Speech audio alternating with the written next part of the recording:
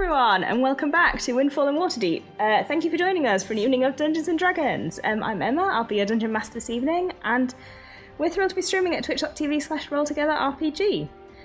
So we're on our third session of Windfall and Waterdeep, which means we've just notched over halfway in this campaign.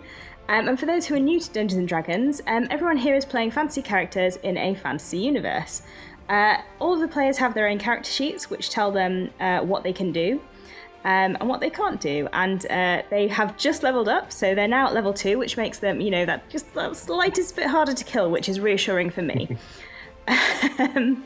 We'll mostly be rolling 20-sided dice to see if we're able to do what we set out to do, so that's these ones here. 20s are good, 1s are not so good. And while they're playing their characters, everything else in the universe is played by me, so despondent guards, eccentric nobles, everything else. And together we'll create a story. I'm gender fluid, I use the pronouns em or Emma, and I'd like to give our players a chance to introduce themselves, so if you could please give your name, your pronouns if you'd like, and a little bit about your character, and their pronouns. So we'll start tonight with Sean. Cool. So I'm Sean, I use he, him. I will be playing Old Georgie, who also uses he, him. You may remember me from such previous Roll Together productions as The Roving House is Riddell, and this. What's Georgie been up to, Sean? Tell us a little bit about him. So Georgie has been taking the brunt, I think, of some of the displeasure, shall we say, of the production team. He managed to get himself cursed with a magical pouch thingamabob, wasn't able to put it down due to the curse. But other than that, I'm pretty confident that I'm going to try and make up for that with some of my level 2 artificer stuff. Exciting. Evie. Hi, I'm Evie, I use she, her, and I am playing Myrtle Berrybabble, who also uses she, her. And Myrtle is an elderly, 148-year-old halfling grandmother who makes sure that everyone she meets knows her age. And that she has over 100 progeny just walking around Waterdeep. And she does the costumes for the theatre company, she knits everything, and she's recently discovered that her knitting needles can make for some very deadly stabby weapons and has been taking full advantage of that. I think we've all discovered that your knitting needles are extremely deadly, so yeah, keep away from those. David. Hello, I am David, go by he, him. I am a voice actor cosplaying as 90s Pat Sharp. I am playing Jem, who goes by she, her. Jem is a paladin of Doom of Throne. In hindsight, she probably should have picked a god that I can reliably pronounce, but there we are.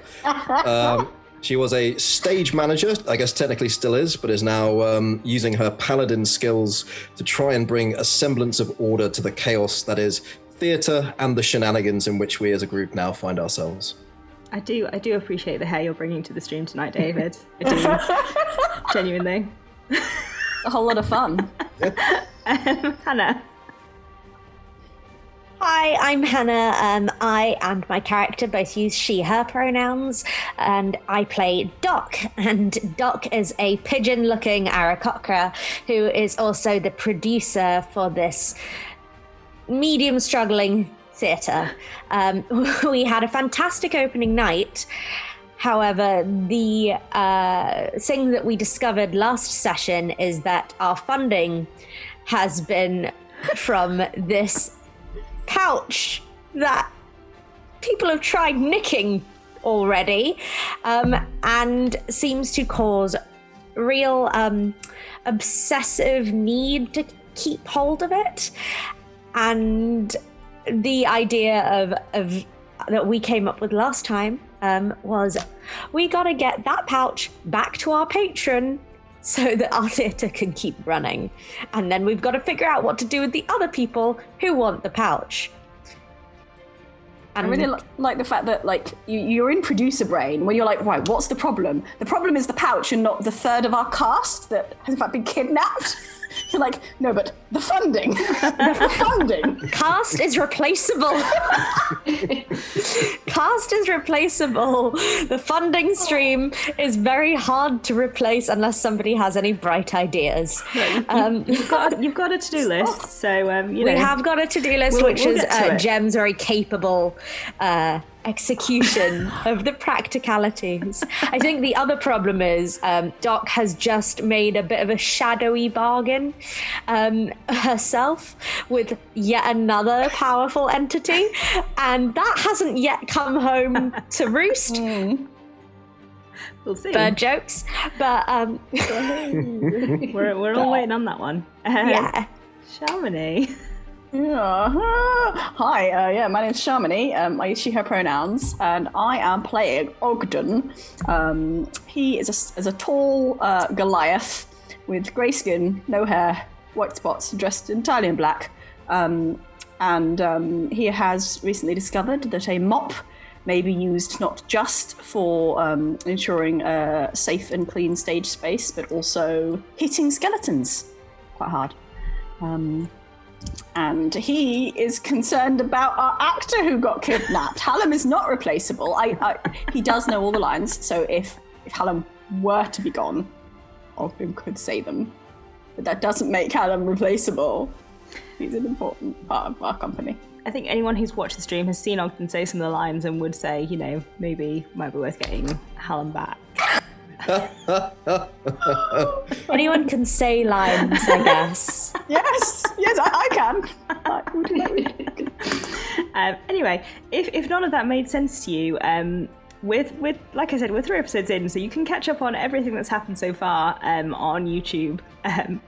You can find us Roll Together RPG to watch what has happened previously to all of these characters to get us to this point. But anyway, please do join us anyway. I'll explain what we've done so far in just a few minutes.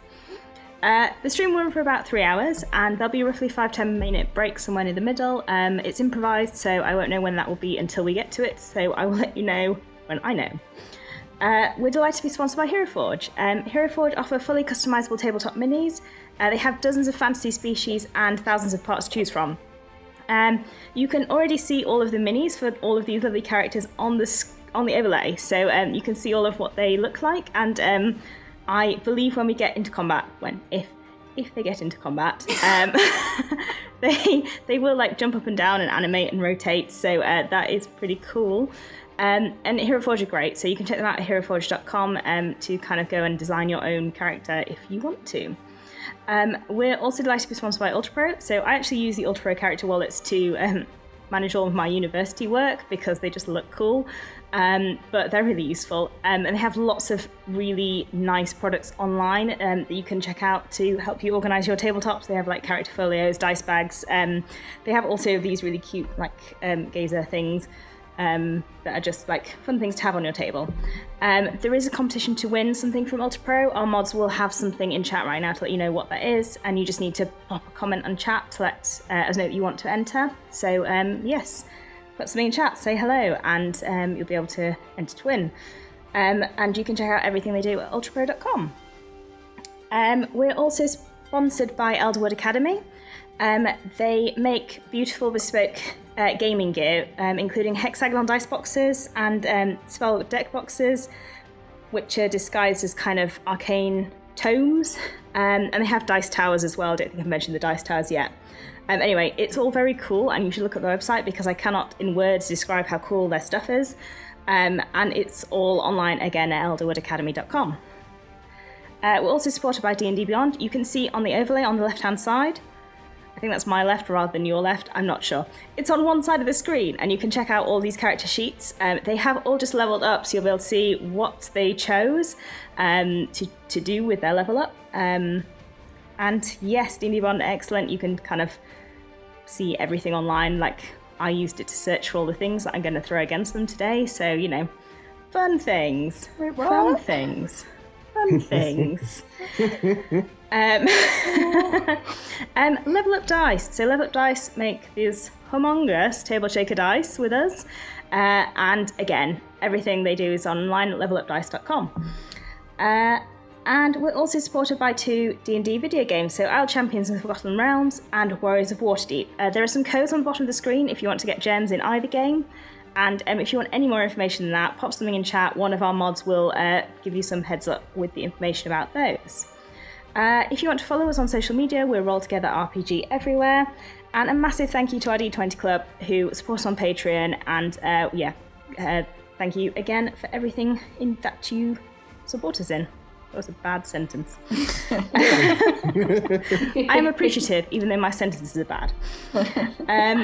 Finally, we play with a diverse group of players who play a diverse set of characters with wide-ranging sexual and gender identities. Our tables are trans-positive, and we encourage and champion trans players and characters in our games. The DM and players may portray characters that are of a different gender to their own. We aim to avoid misgendering, but we acknowledge that it does happen, and we have a company policy in place for correcting people on pronouns. If we miss an instance of misgendering, we're open to being corrected, so do let us know if you think one's been missed. And with that being said, let us dive straight into our intro for Windfall in Waterdeep, and we'll see you back here in a couple of seconds.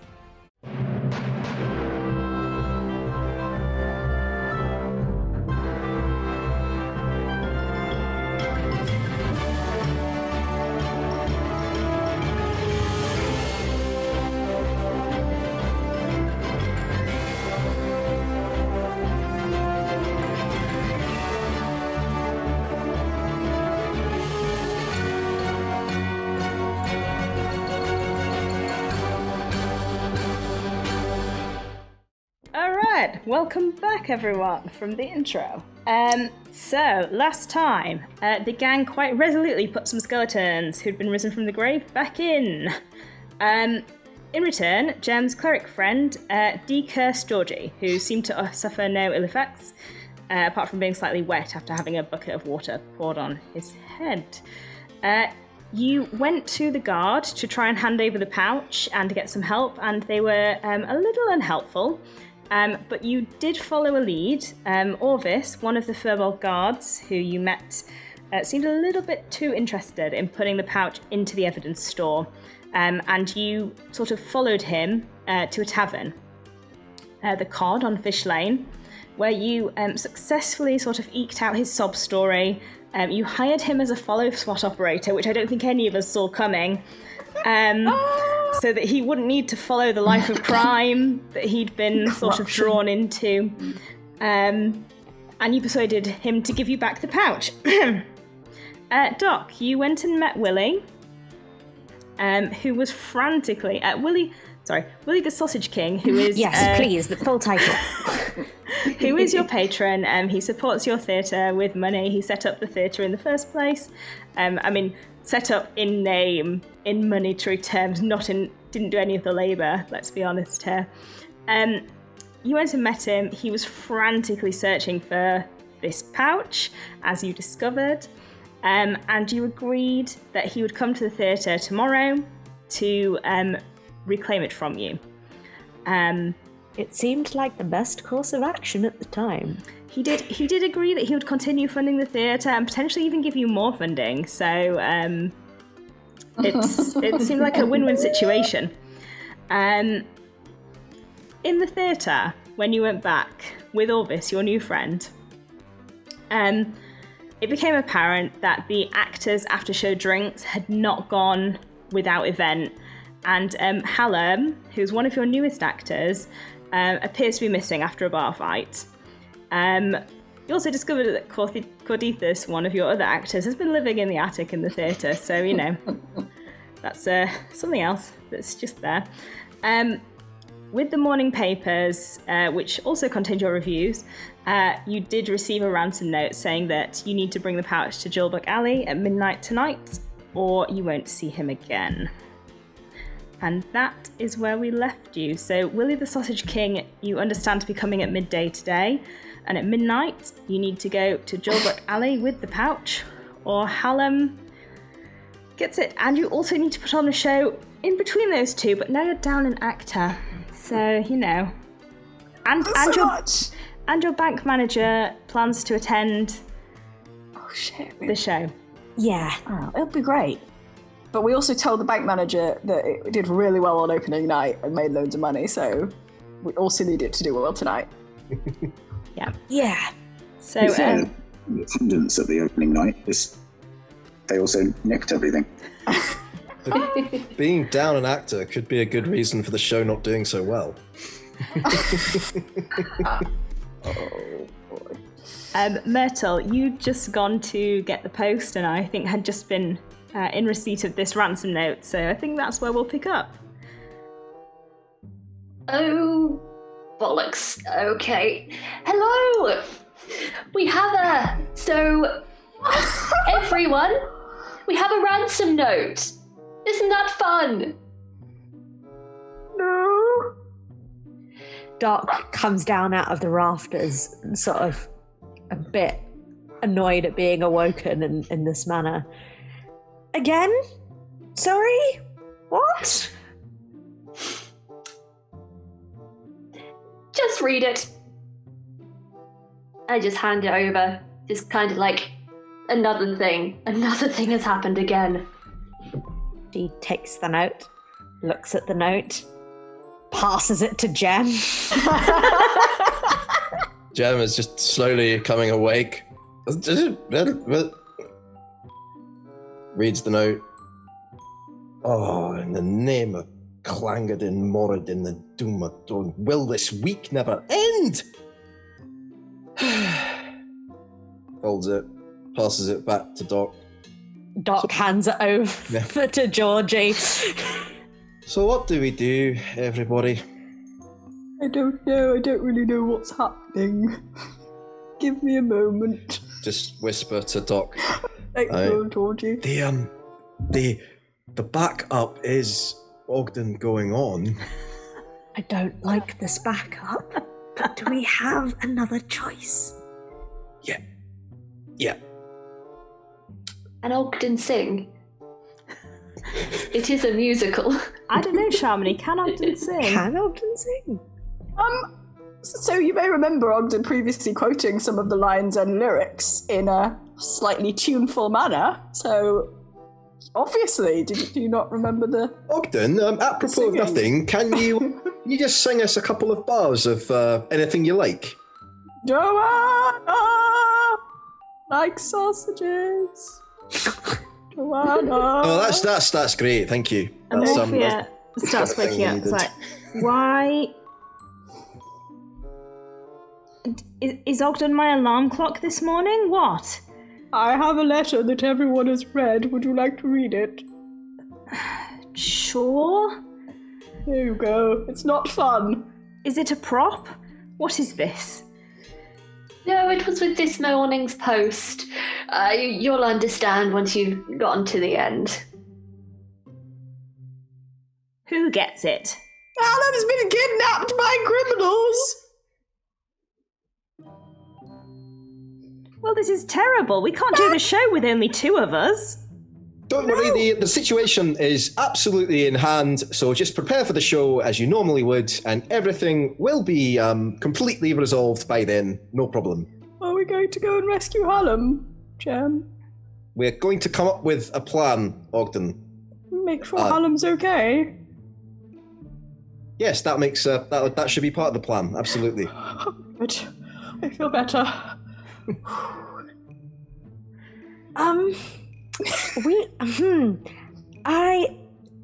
It's very important Hallam's okay. Yes. We have to be here at noon, however, because Willie the Sausage King is coming, remember? So we can't go now. Maybe it would just be easier if we weren't here when he came. Then we wouldn't have to talk to him. Okay, easier in the short term, but in the long term, maybe a bit less easy. I'm thinking about long-term ease. That's why you're the producer. It is why I'm You the... see the big picture. Yes. At this point, Dog didn't have a great night's sleep, considering. Sort of can I check the time? Do I need to roll to figure out what time it is in the morning? It's probably about 9 o'clock. Oh no, Ish. don't have long. Okay, 3 hours. I'm sure nothing terrible can happen to Hallam in 3 hours. On the plus side, the reviews were very complimentary. Oh, thank God. Oh, reviews! I want to see those. Just hand over the paper. Morphia Kind takes of them and Go leaves. at it. As this is happening, there is a wild knocking at the door, the front door. Almost like a banging. The front door, which is currently sort of barricaded. Correct, yes. Who, maybe under a curse, might not wait until noon. Yeah, maybe. And Doc's going to fly up to the top level and try and peek through the boarded up windows to see who it is below. Roll a perception check. Okay. It's a 14 on the dice, and I'm pretty good at perception. So, pulling up the amazing skills on D&D Beyond. That's a 19. As you're kind of peeking through, you do get a glimpse of like blondie sort of hair and like a bright turquoise suit, and like you get a glimpse of like a little like gold cap on a horn. Yeah. Yep, that's him. Who's Doc? Ogden has been Doc! running to the door and is taking like the bits of the barricade off. Who's got the pouch?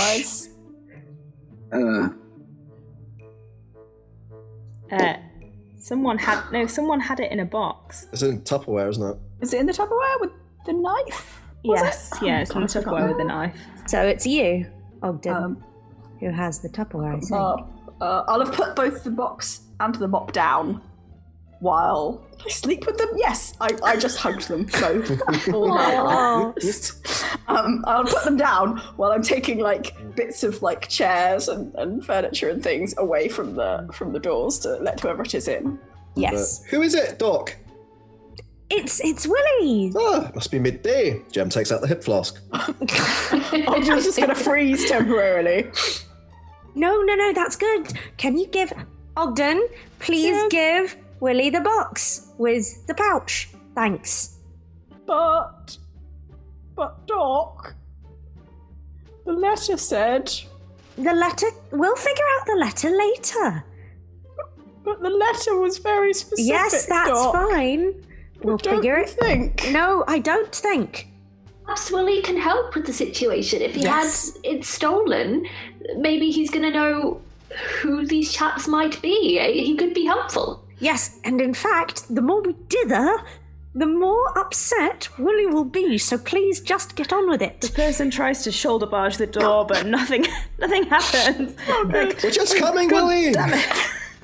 Ogden is going to move the last bits of furniture away and then just go and pick up the box again and the mop and just lurk in the shadows behind the door now that everything's clear.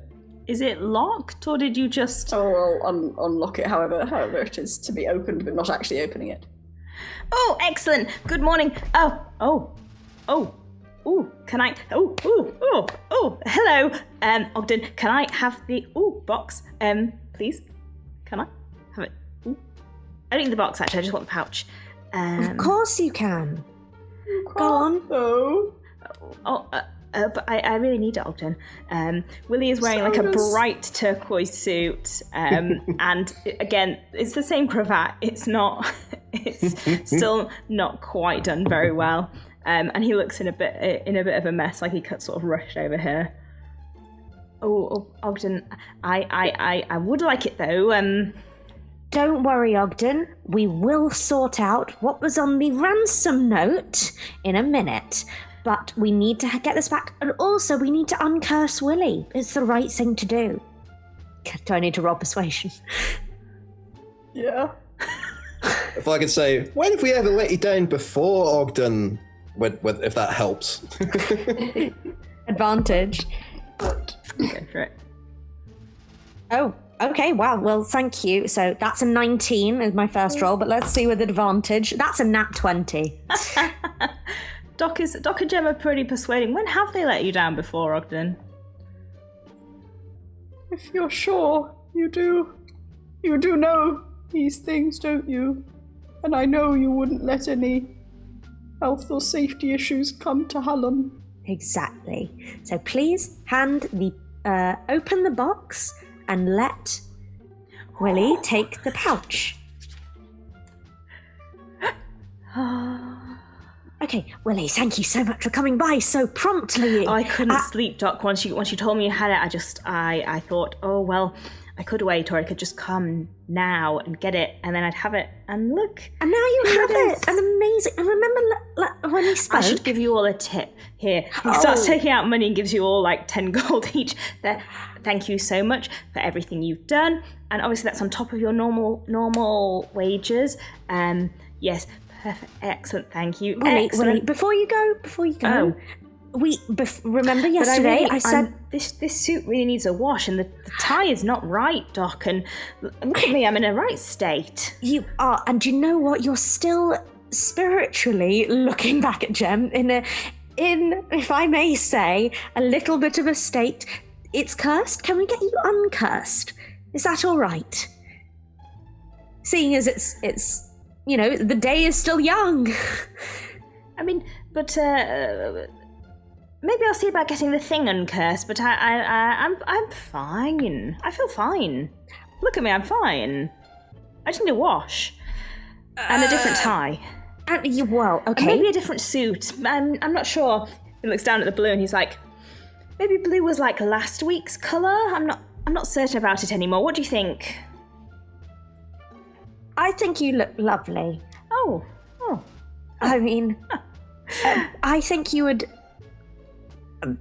yes, let's get the pouch uncursed, and let's get whatever residual curse on you uncursed as well. It won't take much of your time. Please come with us. Oh, it's okay. I suppose I can always. I've got clerics on staff. I can probably talk to someone about that. Did you Is this for the current play? He's looking at all of the like piled up furniture. Is this some sort of to the barricades thing? It's very. I like it. I like what you've done with it. It's Les Twizzerables. It might be our next. Feels like the art is really coming out of the stage. I like it. I like it a lot. Immersive. I should come see this show. Is it on tonight? I'll come. I'll come tonight. I'll be here. No, okay. Front row. Me, front row. I'll be here. Yes? Well, excellent. Great. That's agreed. You'll hold me a seat and I'll be here. Right. See you all later. Bye. No, get yourself uncast.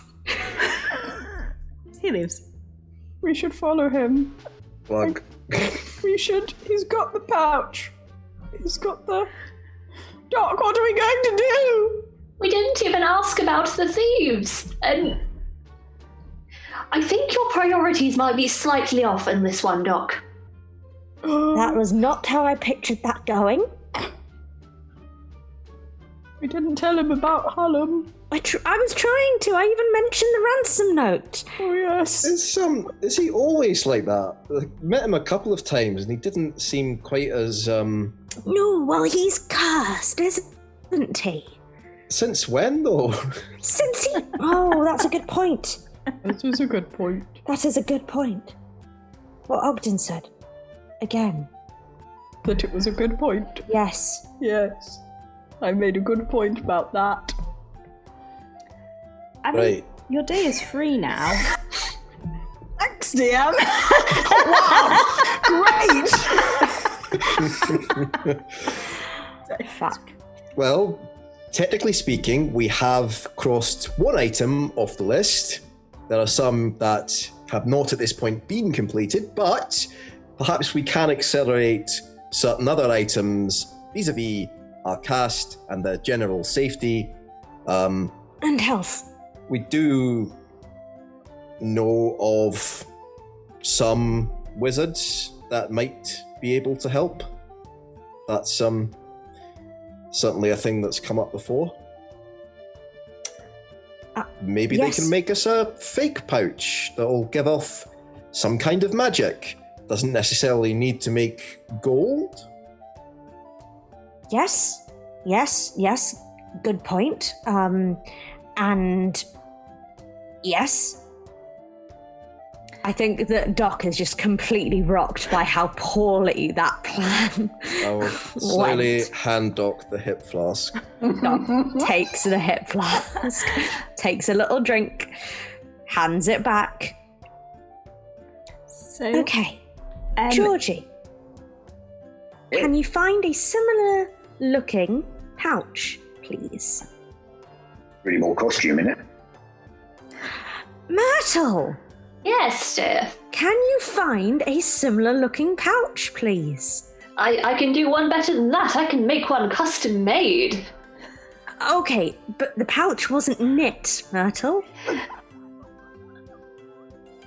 This may be out of my area of expertise, but I'll see what I can do. I'll have a look around. I could go to a shop. We have 10 gold. Looking down at the tip that we were all given. We have, counting 1, 2, 3, 4, we have 50 gold. There's extra cash flow. We shouldn't have put everything in the... We have the float. We should have banked everything. We should have kept some aside. Jem just shrugs and you hear a clink as if somebody might have secreted various gold coins within their armor. We have 50 in tip and then more in Secretion? gem. Investing On in gem. gem. Not in gem, I hope. No. This Around about gem. What do we do? Alright, I'll look in the prop. I'm not promising anything. you know where the thieves were going to ask for handover, so you could go have a look at the alley and see. Go to the pub where they were supposed to be meeting. Orvis. Orvis. Who is still here somewhere? Yes, Orvis is fast asleep. Oh, he's still napping. You could go see the hedge wizard that Jem was referring to and see if they can help you out. You could go and try and hire some mercenaries if you'd like to try and get some extra protection for the theatre in the meantime. There's a few different kind of options open to you depending on kind of what you think you'd want to do. Can I, so my artificering comes about through my carpentry, so would I be able to do some sort of, I'm aware that everyone who isn't able to see in the dark currently has one of my magical trinkets, so I'm going to drop the magic on my torch, which would have been the moral compass, and I'd like to carve something which will magically and artificially become a bag as identical as I can get it to the one that we're looking for, and I'd like it to make a non-verbal sound of coins clinking. Ah. It's made of wood. It's made of wood, though. So instead of knitted, we're getting one that's just... Basically going to be not wood. It's magic. Yeah. You could add Magic. like a wooden bit onto a leather pouch. Maybe. Yeah, if I find something. You could put the wood inside the leather pouch. Fine, okay. Is that the wood's just for the sound, is it? Yeah. So you carve like a little wooden block to go inside a leather pouch once you have one. I did note that there were several pouches that looked very similar scattered throughout the theatre. So who's on pouch finding duty? I did say I'd go and have a look, so I think I'm looking in costume, and Georgie might be looking in props. So it's just a race to see who finds the better one first. Does each of you want to roll me an investigation check? This is very important. It's the most important role. 16 for me. I also got 16. You each find a leather pouch that looks pretty much identical. Probably they were from the same production, only someone put one of them in storage with their costume and one of them handed one back in storage to props. Well, we have 2 pouches now. Yeah, but mine shakes it in it. Well, that's because you already put the thing in there, young Georgie. Jem is not getting involved in the eternal war of props versus costume. Doc Correct. is aware that if she pisses off Myrtle, we lose some of the people coming to the second night's show. You lose like a third of the audience. Yeah. And Wow. considering Willie is coming back. Wow. Wow. But she does hand one of the gold that she had to Georgie for doing the artificing and goes, thank you. We're going with Myrtles this time, but I do really appreciate your skill. Better luck Can you next put the time. wooden block in Myrtles? Oh, yeah, sure. In the identical bag. Yeah. Yes. Look, it's about Egos. ego management. Very, very well done. Gem is just making a list of the potential options that we have. Right, so we have the bag. We can go off to see the wizard, the slightly okay Wizard of Hedge, or we can go and investigate where we are to meet. I think it's fair to assume that they probably will be watching us in some degree. Or we can inquire about the general status of decursing. I'm quite open to any of these options, but really, what is the end goal here? Get Hallam back and get these individuals off our backs. We should find out where they are, where Hallam is, and then we should burst in. And you know when suddenly there were skeletons, and then people had like flashy lights and knitting needles, and it was like there were some skills there. We could use those skills, and then we rescue Hallam. And then we run back in time for opening. Right. It does seem like our options are certainly a bit more slim, considering we don't have the real pouch anymore. Well, if we didn't give back the real pouch, we wouldn't have a theatre. So Sorry, go on. I think, Ogden, that sounds like an amazing plan. So, but the idea that we'd be getting rid of whoever's holding Hallam, do you think they might have friends who would come back? Are we, just getting rid of, Well, there were lots of skeletons, and it was all like pew, psh, woo, too. So that. You have a lot of money in the bank now, so you could hire protection for the theatre. What needs, Yeah, the are theatre's the fine, isn't it? actors? If your yeah. concern is Oh, that shit. people might keep coming, you could hire protection for the theatre, and Okay, after we get Hallam, though. Get some security, eh? Did the ransom note say anything about don't tell the watch? No. Because we could sort everything out. We do need Hallam back for the show, I agree. But perhaps we can try and contact these people and say maybe we can have a meeting at 3 p.m. and tip off the watch, maybe. Something like that.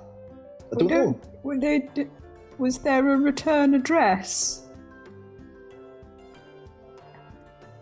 I feel like if we know where they live, rather than trying to send them post, we should probably just go there. Hey, right. Was there any identifying features on the letter at all? the letter looks like it's been written by someone who's trying really hard to write like blocky, indistinct handwriting. Aww. Like some of the lines are written in different handwritings as well. It's cute, in a We sort have of to- menacing way. We have to track them down. Looks like it was written by a psychotic 5-year-old. Jem just looks to Doc, hoping for leadership, clarity and leadership. Absent of a better plan than Ogden's. I got it from one of our shows. That's Oh. what happened in the show, and they all had swords, and they went, ah! And then they rescued the prince. It was quite good. I thought we could do that. That is not as reassuring as I think you think it is, because one's theatre, and it's not fake blood, it's real blood. And what if we not just incapacitate someone, what if we really hurt someone? Then are we not going to be in trouble with the Watch? We should not really hurt. If anyone gets hurt, we should take them to a doctor. Health and safety, like, getting hurt is the opposite of what we would like. What if we hire a cleric or a doctor of some sort, like they used to do in duels, to come and tend to them once we've dealt with them? Art is so useless, we have to hire a cleric. Love it. You can always knock someone out. So you can, whatever you're using, weapons, magic, you can always choose to knock someone out rather than kill them. Gently. And then catch them in case they knock their head. I have an idea. We go in. It's a modified Ogden plan. We go in, we do what Ogden says, but instead of hurting them with real blood, we knock them out, we leave the pouch, we take Callum, we have a note of our own that says, here's a pouch, best of luck with it all, don't come back, this is the only pouch we've got. Right. Please take it up with other people. Yep. How does that sound?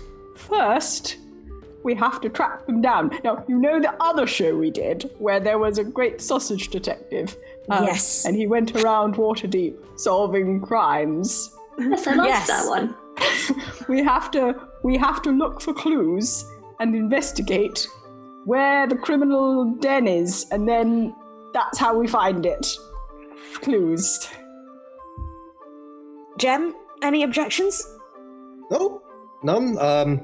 In the absence of a better plan, that's the way to go. Good at not absence of plans here. This might actually make a good play one day. Pardon, Georgie? Just muttering to myself. Classic. Could make a play about us making a play.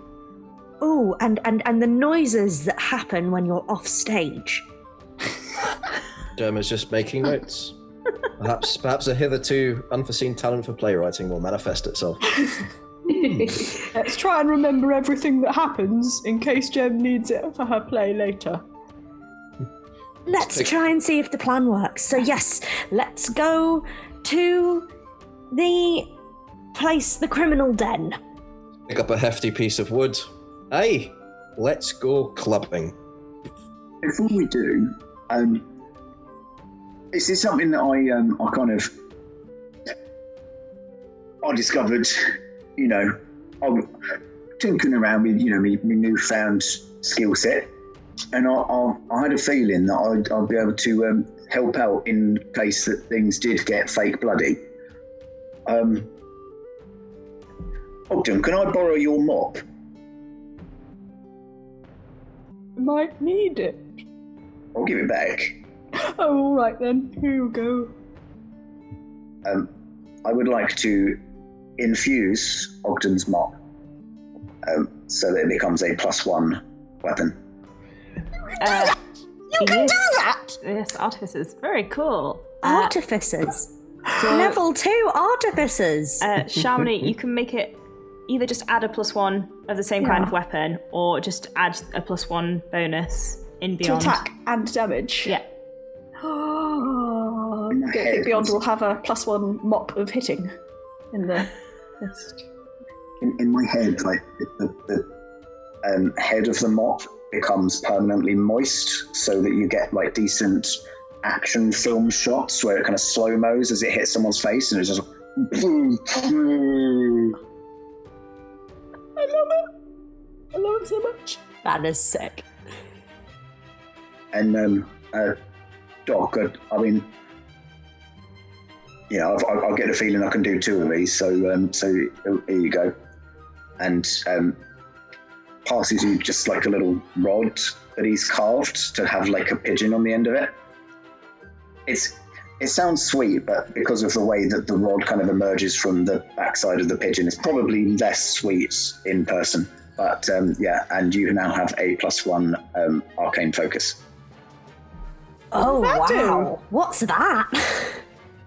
+1 bonus to spell attack rolls. In addition, ignore half cover when making a spell attack. I didn't know you could do that. That's so awesome. To an arcane focus. Every party needs an artificer. This is wild.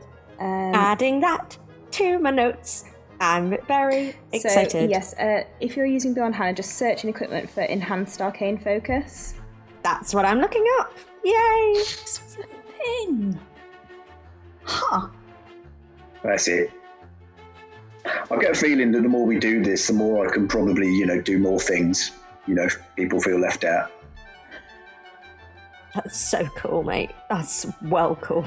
Oh no, I don't feel left out at all, Georgie. Not at all. No, not in the slightest. Jem, I was going to give this to Georgie, but I think that you deserve this special scarf for luck. Aw. It's not magical, it's just a scarf, but Right, it has the magic of friendship, Myrtle. At the end of the day, isn't that better than just any old magic that just comes out of anywhere? exactly, Jem. You and me against the world. When he wants me, I'll be a Michelle.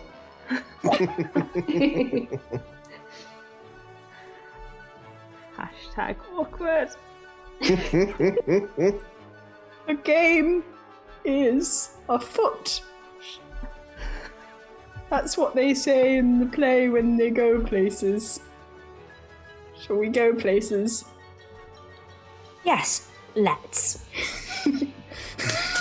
So, you're heading to Jailbreak Alley, which is, as discussed, just off Fish Lane, which is near to where you were last night. Do you want to go straight to the alley, or do you want to go to the cod first? I think we should go to the cod first and kind of Ask trace around. steps and, I think we and should see what's ask going them on. if they Yeah. know. Been any It's suspicious not- characters? Who came into our table after we left, that sort of thing. So it's 9 a.m, so the cod is not open yet. We look in the window. There's no one moving in the cod just yet. You could maybe knock and see if anyone... It takes a few minutes, but eventually, quite a tired-looking half-elf opens the door. Morning? We don't open till, 11. It's too early to drink. That's true. Can I... You were here... Wait, you look familiar. Did you Hello. lose something? Yes. Oh. We lost some kidnappers. We are investigating crime. You must tell us what you know. Right. Please. I don't know nothing about no Please. kidnappers. Oh. Do you know... Then realised we've left behind the person who'd be able to identify some Oh of no! these shadowy figures. Oh no! Orvis! We've left Orvis. We left Orvis! Did Oh! not happen in the play. We also missed actor who saw the people harassing Hallam as well. Yeah. Were they both there? Oh, God. Are we going to Yeah. have to turn around and go back? We don't want, but we can't. Oh dear. Sorry to wake you up. Did you see anybody harassing an actor last night? There was a bit of a fight last night. I mean, it's a bit. There's always a couple every few weeks.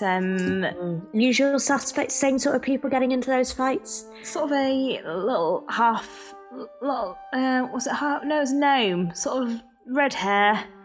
Like a. What was their friend like? It was a it was a green dragonborn. He's in here quite often. Because when he sleeps, he sometimes drools, and it's all you can't touch it because it's a nightmare to clean up. Green dragonborns, the worst. And green dragonborns poison breath. If anyone's confused. Writing all this down.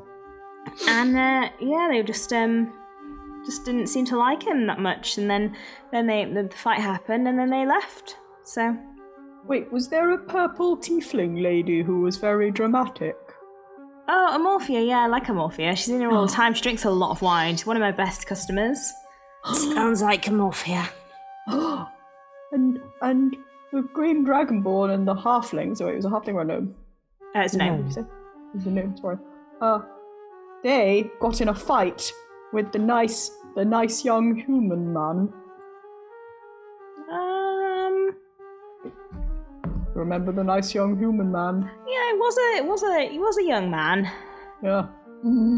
That could be the kidnappers. Well, they're certainly related to him being missing today. Oh, I'm sorry to hear that. Right, shame it that is what it is. Yeah. Do you know where where either of them are? They local to the neighbourhood? Well, Brawlnick's in here quite a lot, drinking, but I don't know where. Don't know where he lives, but he's in here quite often. Never seen his friend before. Do you happen to know what either of them do for a living, job-wise, where they might work? No, I've never asked. Right. Tend not to ask around here, you know. Huh. Right. Might not like the answer. We will find them. Gosh, that's very forward of you. Right then. So you didn't lose anything then. You don't need to go look in the box. We lost our friend. Right. It's possible our friend might have left something in the box. I don't know. Well, you'd have to come back with a specific description. Yeah, we don't really know. Well, unless there's an entire human in the box, it's probably... No, I'd remember if we had a human in there. Yes. Thank you for your help. Yes, thank you very much. We appreciate it in our fight against crime. All right, well, next time, remember, we don't open till 11 because it's too early to drink before then. No problem. Give your name at the box office next time you're down our way. We'll sort you out. And if Brolnik asks, we were never here. We were never here! Right. Yeah, right. Got you. Some sort of, spy shit. Yeah, got you. They look slightly confused and shut the door. Well, we have a name. We must find them! Is there a fantasy equivalent of the Yellow Pages? Not really. Damn it. Is there a fantasy equivalent of a, finding spell or something along those lines? You could go see a wizard and see if they could do some scrying. We could scry for Hallam. We couldn't. Maybe a very expensive wizard could. Would a very expensive wizard cost up to 10,000 gold? I mean, you've got a lot of money, and, you know of a wizard. It's no harm in asking. I mean, we might just be able to offer him a part. Maybe a walk-on. Maybe. Nothing wrong with a cameo? Can we check out the alley first, since we're in the neighbourhood? Yes. Good point, well made. Right, yes. So, as you head to Jailbreak Alley, so it's a small dingy alley. It's a couple of streets off the main ways, off Fish Lane. It's one of those alleys where, as you're walking, you're like, oh, I'm not sure I'm supposed to be here, and you're like, I must look over my shoulder every kind of couple of minutes just to check that no one's following me. Would you like to investigate? What are you doing to kind of look around the space? Are you being stealthy? How are you approaching this situation? Gem is trying to look as big and threatening as possible, and like she could protect the group if needs be. Okay. Oh, thanks, Jen. I think Myrtle is just kind of looking under dumpsters and various things in the way, just seeing if anything is hidden at all. Okay, roll an investigation check. Is anyone assisting with that? I'd like to look up and see if there's an alley, if there's the buildings on either side, if anybody's looking at us. Okay, do you want to roll perception? Yeah. Is anyone helping with the investigation roll? I'll help. Good. Whew, I should not be doing this. I'm not good at investigation. Would have fooled me. But with help, I am a 16 at investigation. As you're kind of poking around the alley and looking at various different things, you come to a door. It's written on it. It says sewer access, authorized city officials only. But you're like looking at it and you see some scratchings around the official writing. And as you're looking at it, you start to recognize it. And you're like, I know this. And you explain to me, Myrtle, why you, Myrtle, know Thieves' Cant. Well, so, a certain group of my grandchildren, they're very young, getting in all kinds of trouble. They've taught me the lingo of the youths, and so I have a little bit of Thieves' Cant under my belt. I'm down with the kids. Got to keep up with those trends. I love it. I had seen you talking to Myrtle Sticky Fingers quite a few times. Yes. Myrtle Sticky Fingers pretty much only speaks in the Thieves' Cant, I believe it's called. As you're looking at this, you realise that, like, scratched around the actual official writing is Thieves' Cant for... Thieves' Cant is not so much writing in language terms as much as, like, symbols that indicate things, and there is indication that this is an entrance. Perception, what was rolled over there? I rolled a 14 and I have a +5, so I have a 19. As you're looking around, you don't see anyone who's watching you. There is that like feeling of like we should keep an eye out because it's one of those places that has that feeling, but you can't see anyone. Okay. We're apparently actually alone here. I do, not saying that I haven't interacted with some unsavory people before in my time, but this is not... I don't like it here. Well, it seems there's more unsavories behind this door. It doesn't seem to just lead to the sewers. Where else does it lead? Not really sure, but it's got some dodgy writing that says entrance as well. So I think this may be the hideout of potentially some underground people. I don't know if they're specifically the ones we're looking for. There's a lot of people in this city. It could just be a coincidence, but it's somewhere to start. They might know where to find the people that we are looking for if they are people of that sort of nefarious streak. This sounds like an adventure. Onward. Downward, I mean. Depending on where it leads. Do you Probably downward. try the door? Yeah. It opens with a slightly ominous creak. Oh no. An ominous That Foley creak. works quite good. As Oh, you that's enter scary. the sewer, there's some steps going down, and then as you get in there, there's a trough running alongside a stone walkway, and the trough is full of fresh sewage, so you can imagine the smell. Yes. You don't need to know how deep it is. Oh, no, I don't. Absolutely do not need to Thanks, know that. Emma. I have it, because I need to know, but you don't need to know. Up How ahead. deep is the shit we're about to be in? There really should be a railing here. Is there a paddle in this creek? Up to you. Up ahead, you can see that there's like a stone bridge which goes over a kind of a bit in the wall where there's more sewage coming out from the wall. And yes, that's what you can see. It is very dark in here. There's a little bit of daylight coming in from the door, like behind you where you've got the door open, but otherwise there's not. There's no torches or anything. Turn my head torch on. Look. Look. Can you see? Look. Look. And I look at everyone and blind everyone in their eyes. Ah, that is really fucking with my dark vision.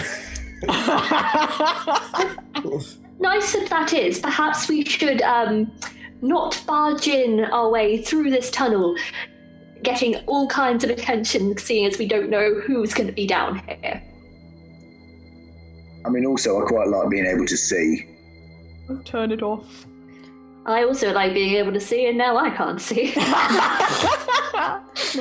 Who? I mean, 22. We're doing well. The Let's, only person who can see if you don't have a light is Jem, right?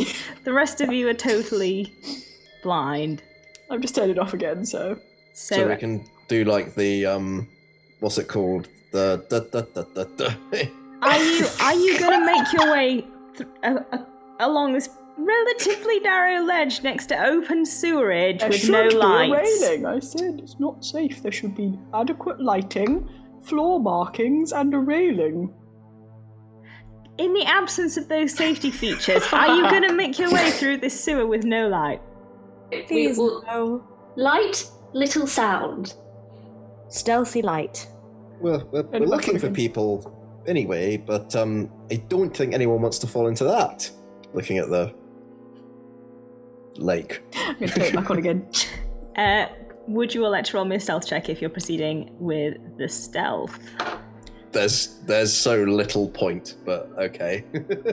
I don't even 19 know. plus 3. It's That worth Jem would be it's worth trying. a try, David. You just never know. Sometimes you roll 2 18s. Sometimes you don't. 18 for Ogden. I got a filthy 24. That is quite filthy. I got a filthy 22. Nice. I got a filthy 10. Aw, that is filthy. I got a filthier 9. Aww. I don't mind. Jem doesn't mind bringing up the rear or being on point. So your stealthiest are Myrtle and Doc, and then your least stealthy are Georgie and Jem. So how would you like to proceed? Well, I think, Jem and I should go at the front and back. Which way round, though? Yeah. So everyone so if the light is at the front, pointing away from everyone, it's a little tricky to see where you're putting your feet. If the light is at the back, your body is blocking it. I would prefer to be at the back so that I don't have light shining on me, because it really, going from dark vision to normal vision to dark vision, it's a little disorienting, and I don't want to get dizzy and fall in a big pool of shite. To put it I'll go at the front bluntly. then. Right, I will bring up the rear. I would also like to point out that I did give Doc and Myrtle a light as well. Oh, yeah. Well made. I will turn the light on wherever I am placed in my... They call head torches like mine, or are they just boring, ordinary lights? No, we've got boring torches. Yeah. So Whatever. Ogden at the front, Jem at the back, the three of you in some sort of order in the middle. I'm probably Yes. least stealthy towards the back, so I'll join Jem and just, yeah. If Georgie's in front of me, then Jem will be aware that she can always lift him up and use him as a shield. No total shielding. Bless you. Bless you. No total shielding. What if it's voluntary? Judging from Sean's face, David, don't think it's voluntary. Alright, so you are proceeding ahead, various combinations of lights and stealth going on. So, as you are proceeding, the first thing that you come to is a door made of rusted iron. So it's on the left as you're walking. This is my right, but you know, it's fine. It's on the left as you're walking, and it's just off the steps. A door! This could be a clue. Can I roll love to how into investigate it. the door? Of course you can. Roll an investigation check. Nat 1. What door? Where? What's a Where's door? the door? As you're kind of blundering around, as you reach out and touch it, and even just touching it, it like swings open. It makes another loud squeak on the rusty hinges, and you can see into the room beyond, which it's quite a big room. It's a wall has collapsed and created kind of like a large space out of two smaller rooms, and there's another door at the other end of this room. And yeah, the floor in here is strewn with kind of rubble and rat droppings. It's quite dark in here again. Can I look for footprints in the dust or something to indicate whether people coming down here would have gone into of this course. door Roll perception or check. carried on?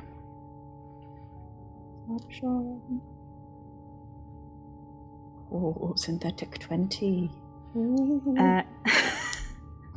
Synthetic 20. It looks like it does look like there are footprints. You're looking, and then you can start to see, like, pick out a few different disturbances in the dust in this room, and you can pick out footprints moving through this room.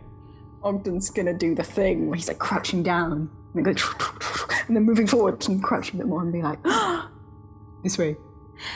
Is Ogden a sniffer dog? You look kind of like a sniffer dog.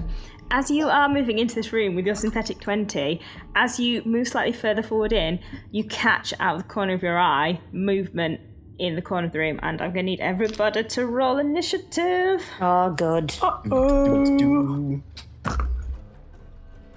I was only looking at the floor. Shout out your initiatives at me. 13. 13. Anyone else? 17 for Ogden. 17. 17. Anyone else? No. Oh, 9. Yep. Myrtle? I got a grubby 21. Whoa. Jem? A magnificent 6. 6. 'Tis the paladin's curse to always bring up the rear. Myrtle. Ogden has just spotted movement in the corner of the room. I presume you've let everyone know. I looked towards it and said, uh-oh, if that helps. And you have a light on your head, so wherever you look. Enough. Yes! Can I, if I look?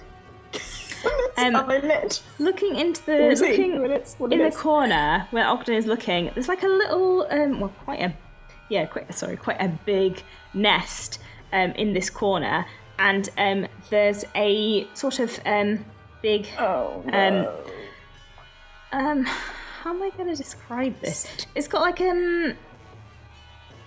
tentacles and like it looks almost like a it looks kind of like a woodlouse with like tentacles coming out of its mouth, but it's really big.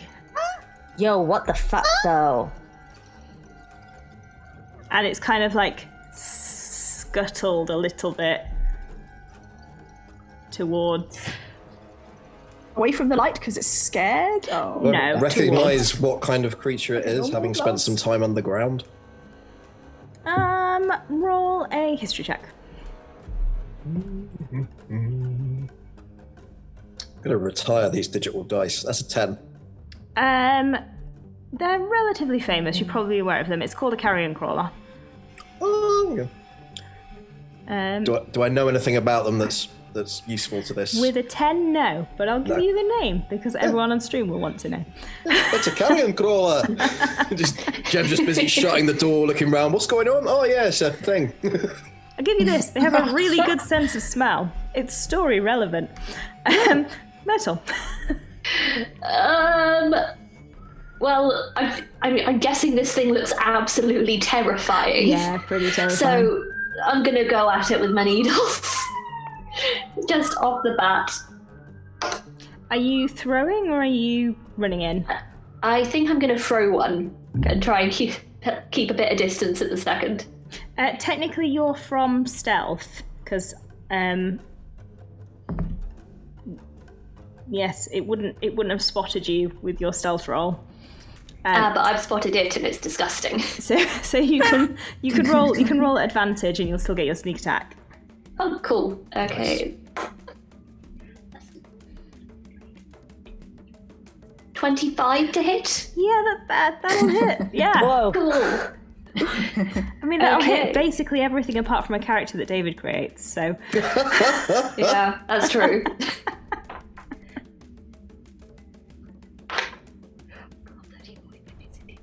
17 max damage. Oof. Whoa! Heck. You go in with your knitting needle, and it's a hefty hit. However, you are now the thing in front of it, and it is its turn. Can I? Oh, I think. Gosh. Oh, do you I get your can. cunning I can action? now. Yeah, I can now bonus action disengage. Yeah, you can. Nice. Nice! So where are you going to go? The other side of the room, I suppose, behind the group.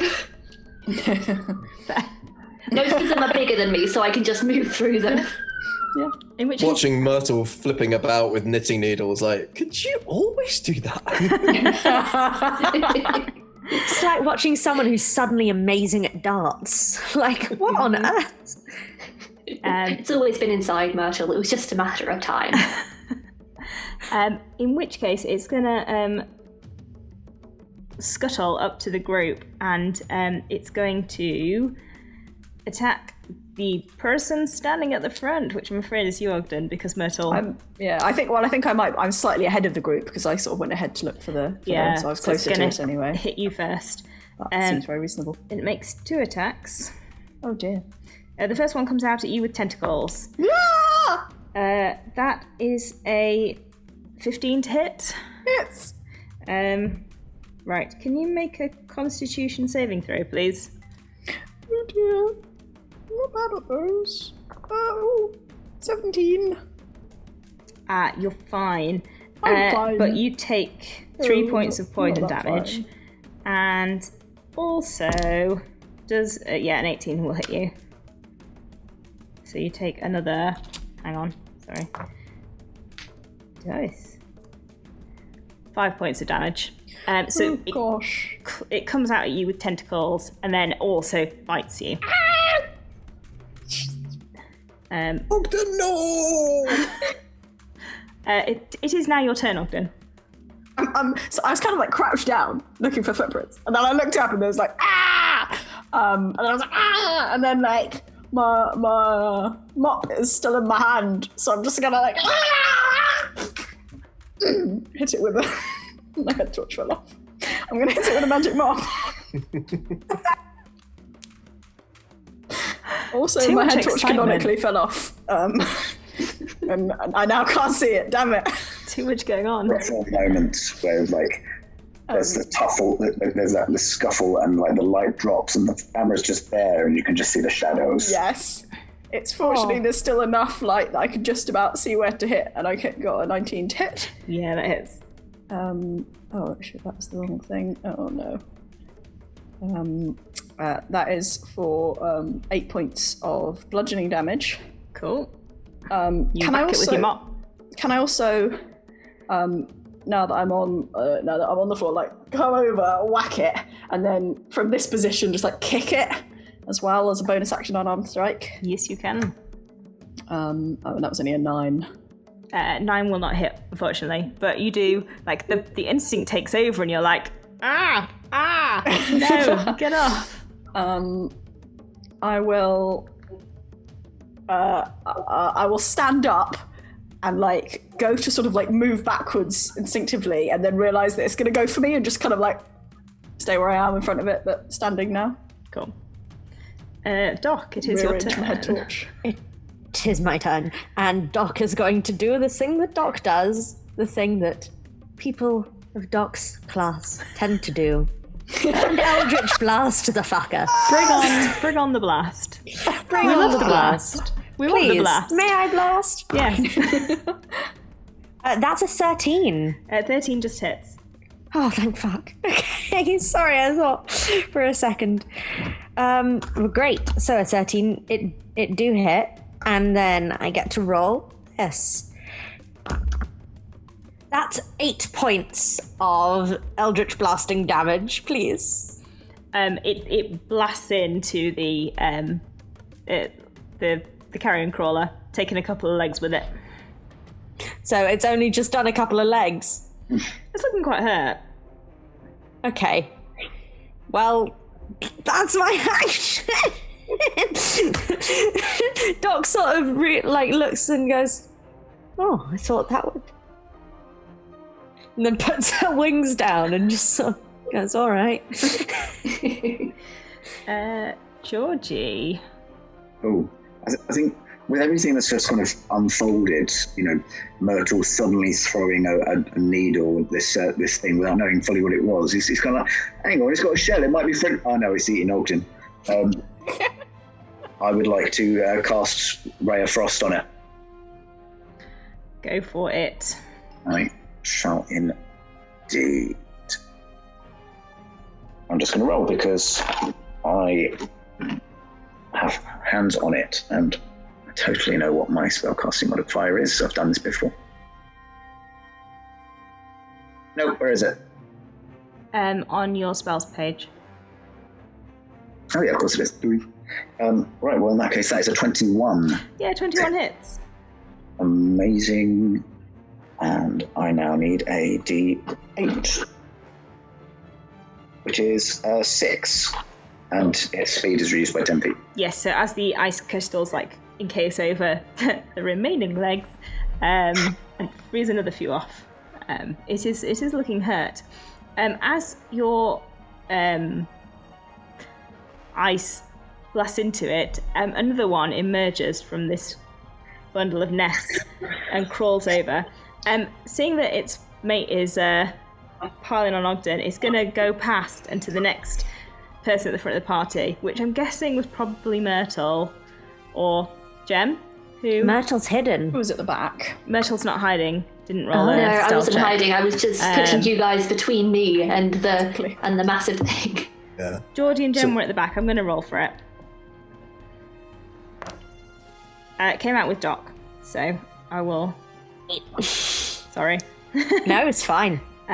So it's going to come at you with tentacles. Doc, no! That, I'm afraid, is a 23 to hit. Yeah, that hits. Could you roll me a con saving throw? Oh, I don't want to. That's a 17 on the dice. You're absolutely fine. Unless you've got like a -5. I'm just triple checking. Oh, no, that's a 19. I'm chill. No, you're fine. You do take 5 points of poison damage. That's a lot, though. Hang on. And it's You gonna, lose 2 legs. It's going to try and bite you, but as the bite comes up, it rolls a nat 1 and just completely fails. It tries to go for a wing and you just move it and it completely misses. Jem, there are 2 here. Attacking your friends. I'm guessing if I tried to move to the first one, I'd go through the second one and incur opportunity attack. Sorry. I'm really sorry to interrupt, but I have a bonus action. Oh no, that's yes, sorry. Sorry, ignore me. I thought I had something that dealt whenever somebody hit me. I have a reaction, but I do not. Okay, So no worries. Useful. So yes, if you went, the room's big enough that you could get round the one that's attacking Yep. Doc if you wanted. I think probably the best bet is to turn 2 enemies into 1 as soon as possible.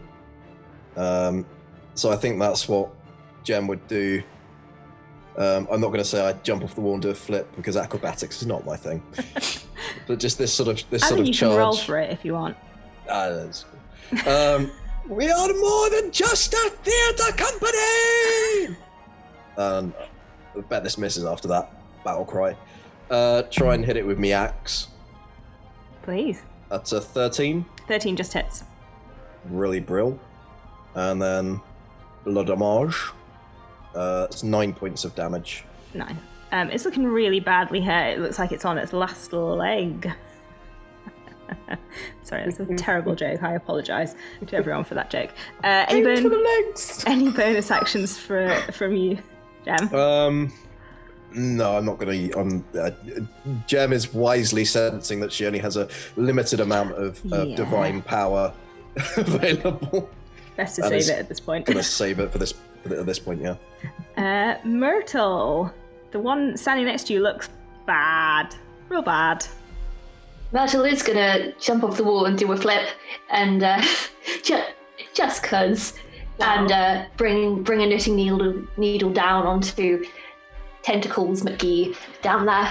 Do you want the one standing in front of Jem and Ogden, or the one standing in front of Doc? The one standing in front of Doc has a lot of health. The one standing in front of Jem and Ogden has not a lot at all. Really very little. You might be better used putting your Big old rogue Okay. skills on the one's got a lot of health. So one of them looks like a small breeze could knock it over, and the other Correct. is robust. I will go for robust. Look, robust. Then. That is his name canonically now. You cannot change it. Ooh, that was not a good roll. That's an 11. 11 doesn't hit, unfortunately, as you're going for it. Do you want to use your bonus action to do anything, disengage, hide? I can do a second bonus action to do, because I have Yes, two with your offhand. things. Yeah. Yeah, so I attempt to hit again. And that is a 12, so... Well, also doesn't hit, I'm afraid. But so you are standing there, having made two attacks that just bouncing off the hard part of this massive mutant woodlouse's shell. The one standing in front of you, Ogden and Jem, is going to go for... I'm going to roll for it because you both look quite threatening, and you both hit it. It's going to go for Jem. With tentacles, that is a 23 to hit. Yeah, that will. Could you roll a con saving throw for me, please? Yep, versus poison, isn't it? It is, yes. So I get advantage. You take 5 points of damage. No problem. Is a 15 Yeah, good that's enough? a success. And it will also try and bite you. That is a 15, which I'm guessing is probably not enough. That will not hit me. So just the 5 points of damage there. Ah, you beastie! We missed it. Ogden, still there. Ah! I will try kicking it again first, Yeah, fair. just in case that works. I think it might. Can I, it's not like waist height or anything, right? It's still like dog size. It's large, so it's bigger than you. Oh, it's giant. Oh dear, I don't like that. I just thought it was giant for a woodlouse. No, it's bigger than you. And You're quite big, so Okay, I will do I was thinking, I could like kick it, but I will do a cool like karate like foot up, face height karate kick on it, which I've never done before. So I rolled a 7, and I'm like, oh, no, that was less effective than I thought. Whack. No. 8. the dice hate us all now. Splat. The way of things. Whacking the magic mop into the floor. For some reason, the first few hits, you all got into like the nice squishy bits, and now you're like, God, they've got hard shells. Doc, we're back around to your... Yeah, we are. Doc is upset that the last thing she tried didn't do anything. It did. Well, okay. She's going to Eldritch Blast again, or at least attempt. The one that's, If you Eldritch Blast the one that's in front of you, you will be at disadvantage just because it's a ranged attack. Yeah. If you blast the one that's further away, you won't be at disadvantage just because it's... I'm going to blast the one that's further away. Cool.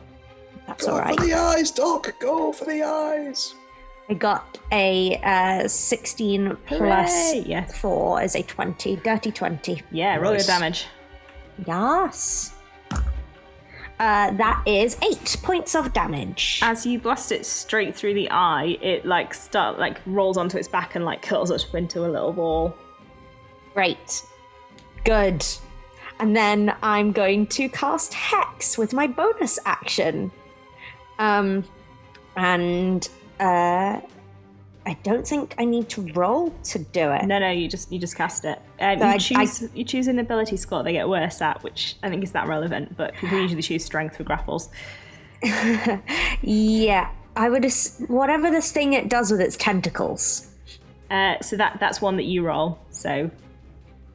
Right. Well, actually, apparently I deal... An extra d6.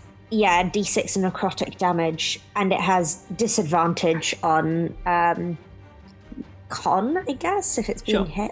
Yeah. On ability checks made with that. So I'm going to roll a d6 of necrotic damage on this bad boy. So it's when you hit it with an attack. When I hit it. Yeah. So next turn. Great. Okay, Cool. so it is Hex. It is hexed. Georgie. Cool. I think it's going to be more of the same from Georgie. Basically, just. Why change what works? Why change it if it works? Well, so I don't have any other attacks. Ray of Frost. And I think I've worked it out now.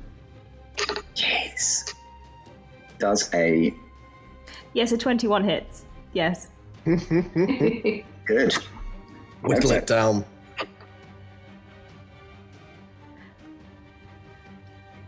It was a 4 for anyone who's not looking at the campaign. So I think I must not be looking at the right place because it's not flashing up. Oh no, I've got it minimized. That's why I can't see what it's doing. Wait, this is the is this the health? This is the unhealthy one, right? This is the one that's still got most of its health. Okay. The only one that's alive, right? I killed the other one. Yeah, no, one's still there. As we get round to the start of its turn, and it looks like it's about to attack someone again. That is where we will take our break. Mid-combat break, I know. So we will see you all back here in probably about 10 minutes. So hold attention for the next 10 minutes, and we'll see you shortly. Bye, everyone.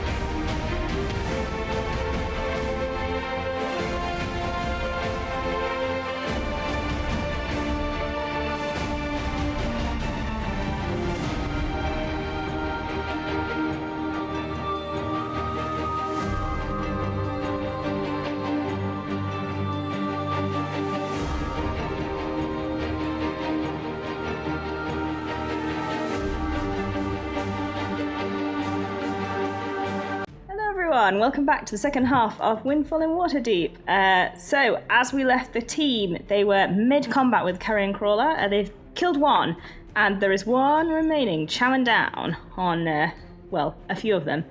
It's currently facing off with Doc and Myrtle, and I'm gonna roll to see which one of you it tries to chew. It's gonna go for Doc again, I'm afraid. Hey, Gewalt. Does that look too stringy? That's an 18 on the tentacles. Yeah, fuck. Could you roll a con save, please? Yes.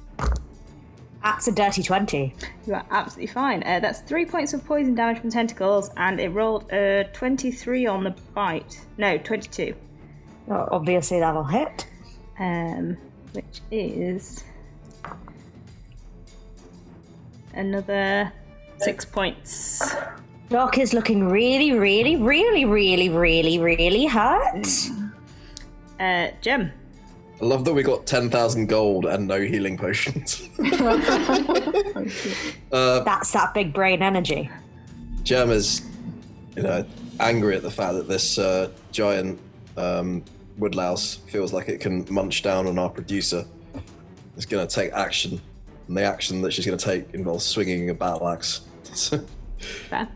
No, Doc! That is a 22. 22 hits, yeah. And that will be... Ooh, max damage, 13. Nice.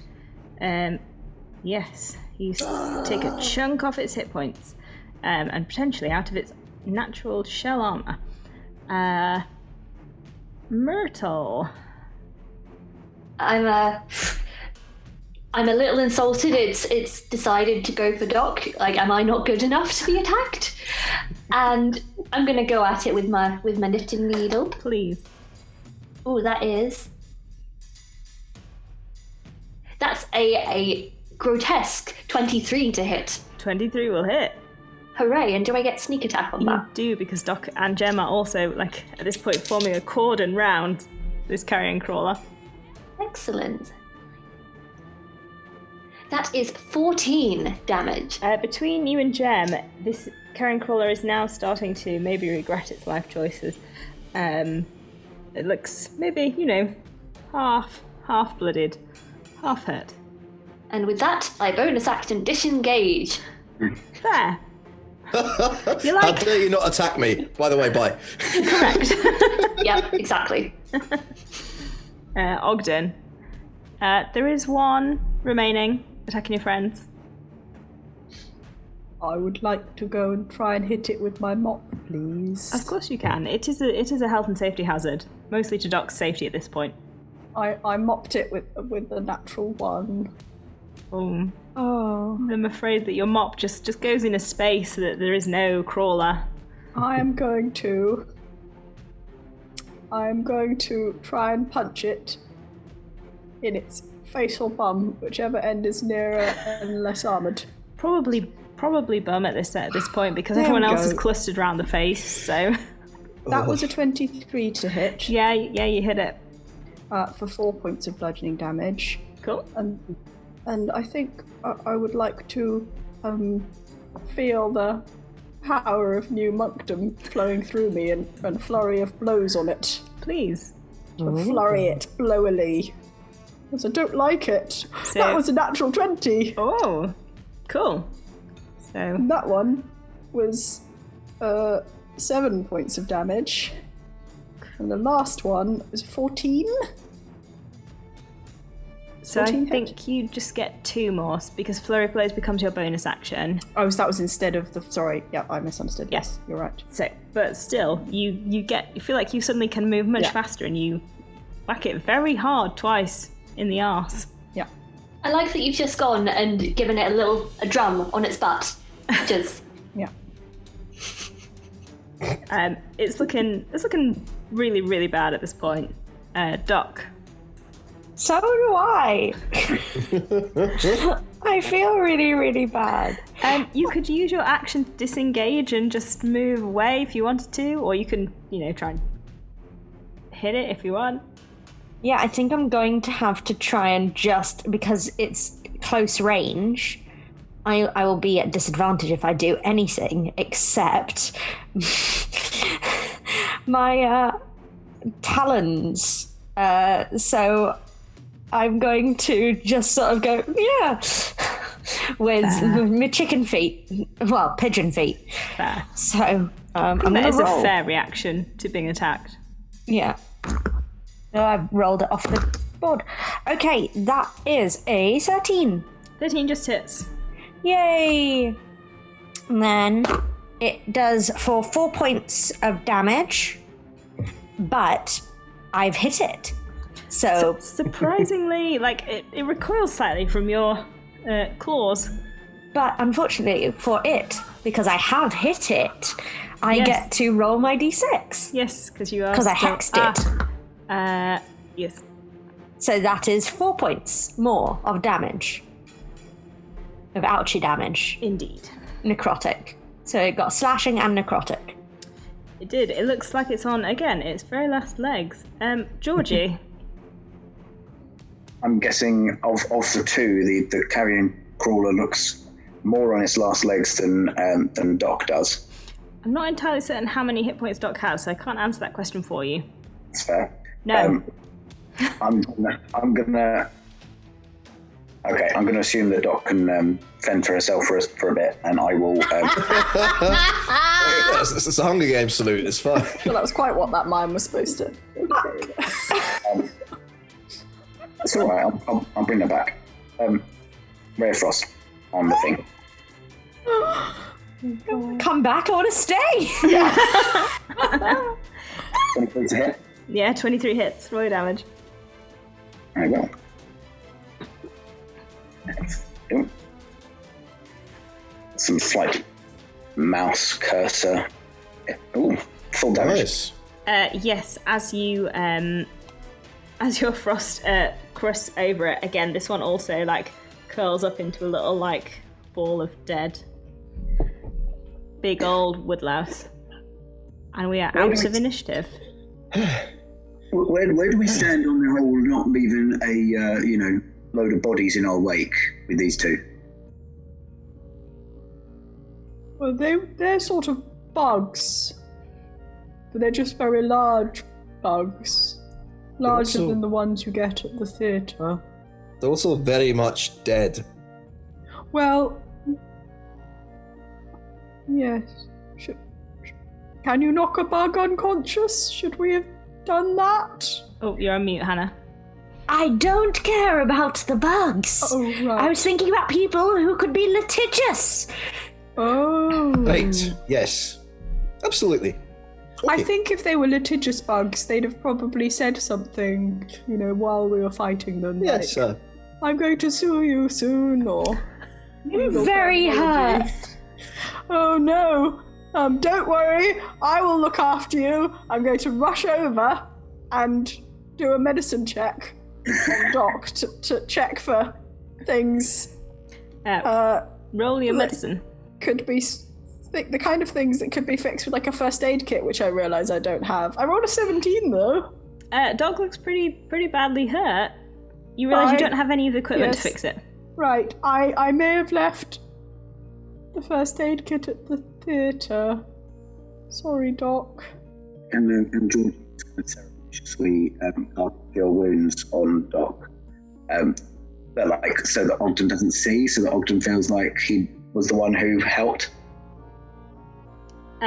Roll a sleight of hand check. Technically, you can't cast magic surreptitiously because you don't have subtle spell, but we'll see how well you sleight of hand it.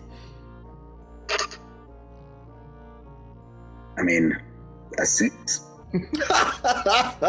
You try, however, you are very obviously casting a spell on Doc. Oh, look, Ogden! Doc's all better. Oh, do you feel better? How much do I feel better by? I will tell you. You inspired Georgie Ogden. 7 plus my spellcasting modifier, which I believe is 4. So, 11. Ah, so much better. Oh, Nearly how I felt when I woke up this morning.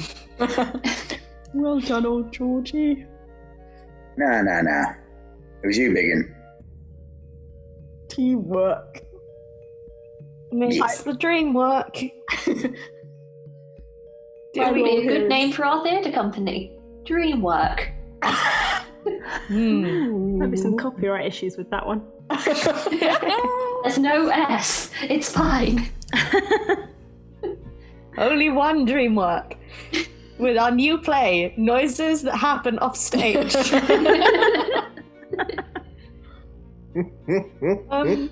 Do we continue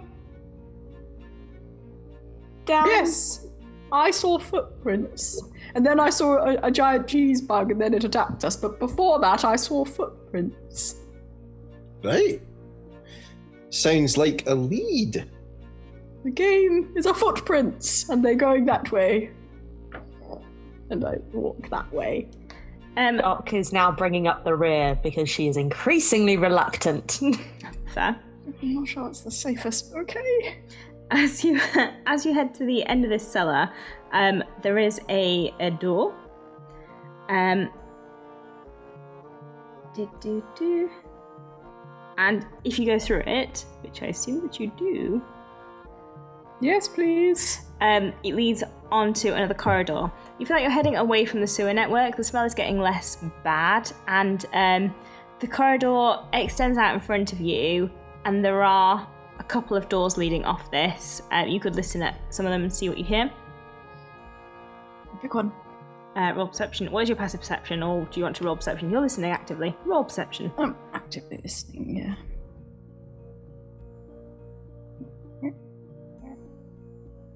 Ooh, 16. You can hear someone kind of singing in kind of a like passing the time singing way, and you can hear a couple of men having quite a spirited conversation. Not about anything in particular, just like, again, just passing the time. Yes? Can I go listen at another door? It's a break room. Yes, so again, roll a perception check. I hear people chilling. 17. You think it's a clue? You can't hear anything at this door. Nothing in here. Another door? Let's pick more doors. This is fun. Yeah. At the final door, roll a perception check. Is that me or is that Ogden? Both? Can we both have a little ears? One of you roll with advantage. Oh, Go for it. okay. I rolled a 19.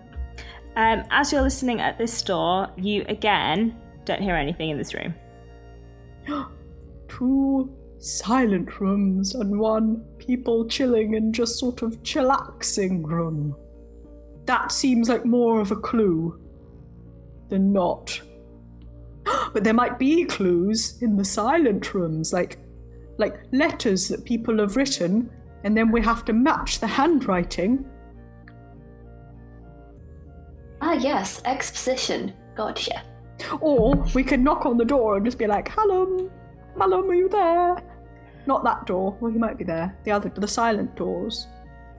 Shall we try looking in the silent doors first? Yes, let's do that. I want to look for clues. Are the doors, do they have keyholes or are they just shut doors? Do they look locked? They're just shut doors.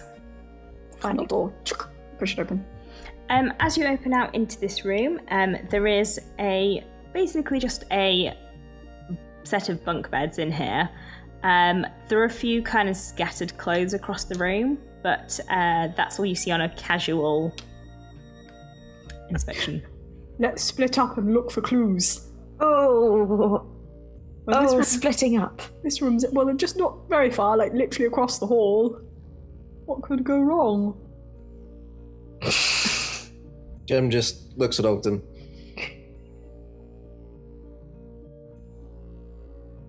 Is that a yes? Lots could go wrong. Right. Okay, well, I'll search this room. Search. I'm going to look under the pillows. I'm going to look under the mattresses. I'm going to look under every clothes. I'm going to look in all the pockets if there's any clothes with pockets. I'm going to look, is there a desk with an old quill and like a drawer and like a secret compartment. I'm gonna look for all those things. You know what? With the energy that Ogden is displaying, Myrtle's going to shrug and go and check the other room. That's what I was thinking. Both of you roll investigation checks. I'm presuming at this point that everyone else is just standing there watching, being like, what the hell? Joe's just sort of quietly saying to Doc, you know, if they come out and see us going through all their stuff, they're probably less likely to be friendly. We can sort of stand by the door that has them in it. Hey, that's best plan I can think of. Okay. All right, what do we got? 19. 19? 13. Myrtle, in the other room, as you're looking through this room, there doesn't appear to be a lot in here. Like, it is another bedroom. There's a few bits and pieces, mainly just like odd and sods of clothing. You do, however, find the pair of trousers, the replacement trousers that you acquired for Hallam. Oh no! Ogden. This seems bad. Seems like this is not going to go bad. In the room that you're in, as you're hunting around, again, there isn't much in here. It's mostly just people's clothes and, like, belongings. Clothes. It seems quite threadbare. There doesn't really seem to be a lot. There are some writing utensils. You can probably match the parchment to the parchment on the desk. It's a clue! Amazing! This is everything I've ever dreamed. Okay. No secret compartments in the desk? No. Like, oh, a little clutch. Secret doorway. Okay, right, fine. I'm going to triumphantly brandish the matching sort of parchment piece and come to everyone else and say, look! A clue! But quietly. I come next to you and just say, it seems Hallam has lost his trousers again. This always happens. This can't be good. He has no protection from thigh injuries now. A mission to bust in there and break a few heads till they tell us what our actor is. Yes. Permission fully granted. Let's do it. Can I get a run up at the door? I mean, it's another one that's not locked, so you're planning on what are you going to do? Just run up and... Knock it, like, just charge at it. And then open it. Maximum charge. Sure. Are they quite, are they quite weak, these doors? Is that a door handle? Press you twice. Like, maximum surprise. Basically that sort of shock and awe thing, in the sense that if you bust through a door, people are more likely to have a moment of just being like, whoa, as opposed to opening a door. You can, of course, bust through the door. Bust through it. You will have to roll an athletics check to bust through the door. I just think you should open it. Okay. No, Jem is busting. Please, Jem is busting. Roll Jem is very annoyed at these people and the fact that they've got her friends hurt. Busting makes Jem feel good. Oh, that was so close to being an 18, but it's a 10. You charge at the door, your shoulder bounces into it, and then you open the handle and charge the rest of the way in. It's not quite. It's not quite the like 18 levels of like through the door. It's like the damn, this is harder than I thought it was. I'm still in kind of deal. Yes. Theatre company. I'm gonna charge in behind. What you have bursting on is quite a large room. As you assess, as you charge in, like wide-eyed and like not quite like looking at it properly. Inside the room, there are again some more beds in here, but it's much bigger. There's also some seating. There is from a very quick assessment, someone relatively thin wearing quite a dirty patchwork coat. There is a gnome with red hair, and you can also see sat in the corner a black dragonborn. Around the sides of the room, there are a few other people chilling in here. Told you. And there are a couple of other doors that lead off this room. It's quite a lot of people. Do we need to enter initiative, David? That's quite a lot of people. I think we probably do, given that you just burst in the door. It wasn't the smoothest of entries, shall we say. Ogden is also sort of yelling. Could try and style it out as a drunken stumble. Let's Bit go of a battle with, cry, Let's to be go fair. with initiative, Yeah. and you can always Yeah. talk to them on your turns. Yeah, Oh, gosh. bit of a battle cry. Initiative. Yeah. It tells me. Oh. 13. Thieves. These Beyond dice keep teasing me with high numbers and then just... 7 for Ogden, please. Yes. 18 for old Georgie. I could blind them with my head torch. I got a kinky 23. Doc.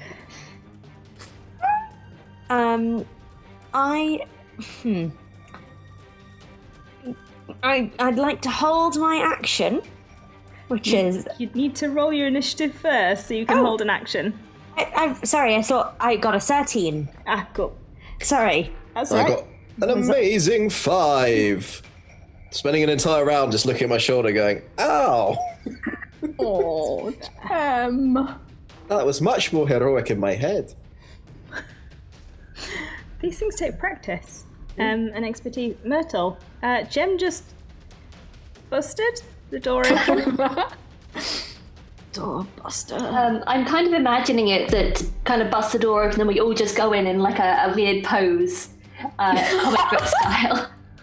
So I'd like to take my knitting pose needles. with my knitting needles. Yes. And hold my action in case anyone comes forward. And I'd just like to say, hand over Hallam and no one gets hurt. Cool. Right. The slight figure wearing the patchwork coat is just gonna step forward and be like, right, you have just walked into our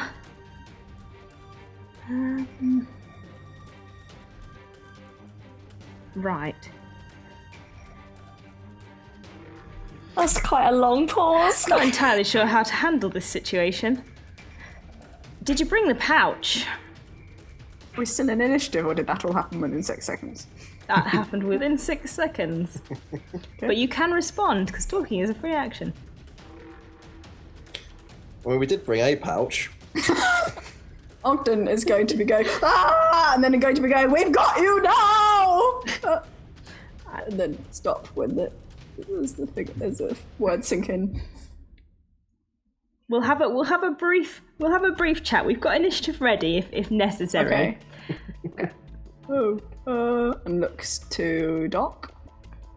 Pouch, Doc? We have the pouch, but we would like our actor back. Yes! Well, like I said, no pouch, no actor. How do we know he's alive? It's a good point, and it's well made. I only found his trousers in the other room. What have you done with his legs? he gestures the dragonborn. It's like, oh, go give him a poke. And the dragonborn goes through one of the doors, and in a few seconds you will hear a little scream, characteristic of Hallam. There you go. Can I? He's alive. Can I? Okay. I'm going to ask for the... who's holding... It's Georgie holding the... Or is it Myrtle holding the pouch?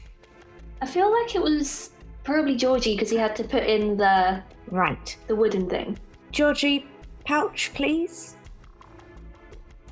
Right you are. And as I take the pouch, I would like to cast Distort Value. No.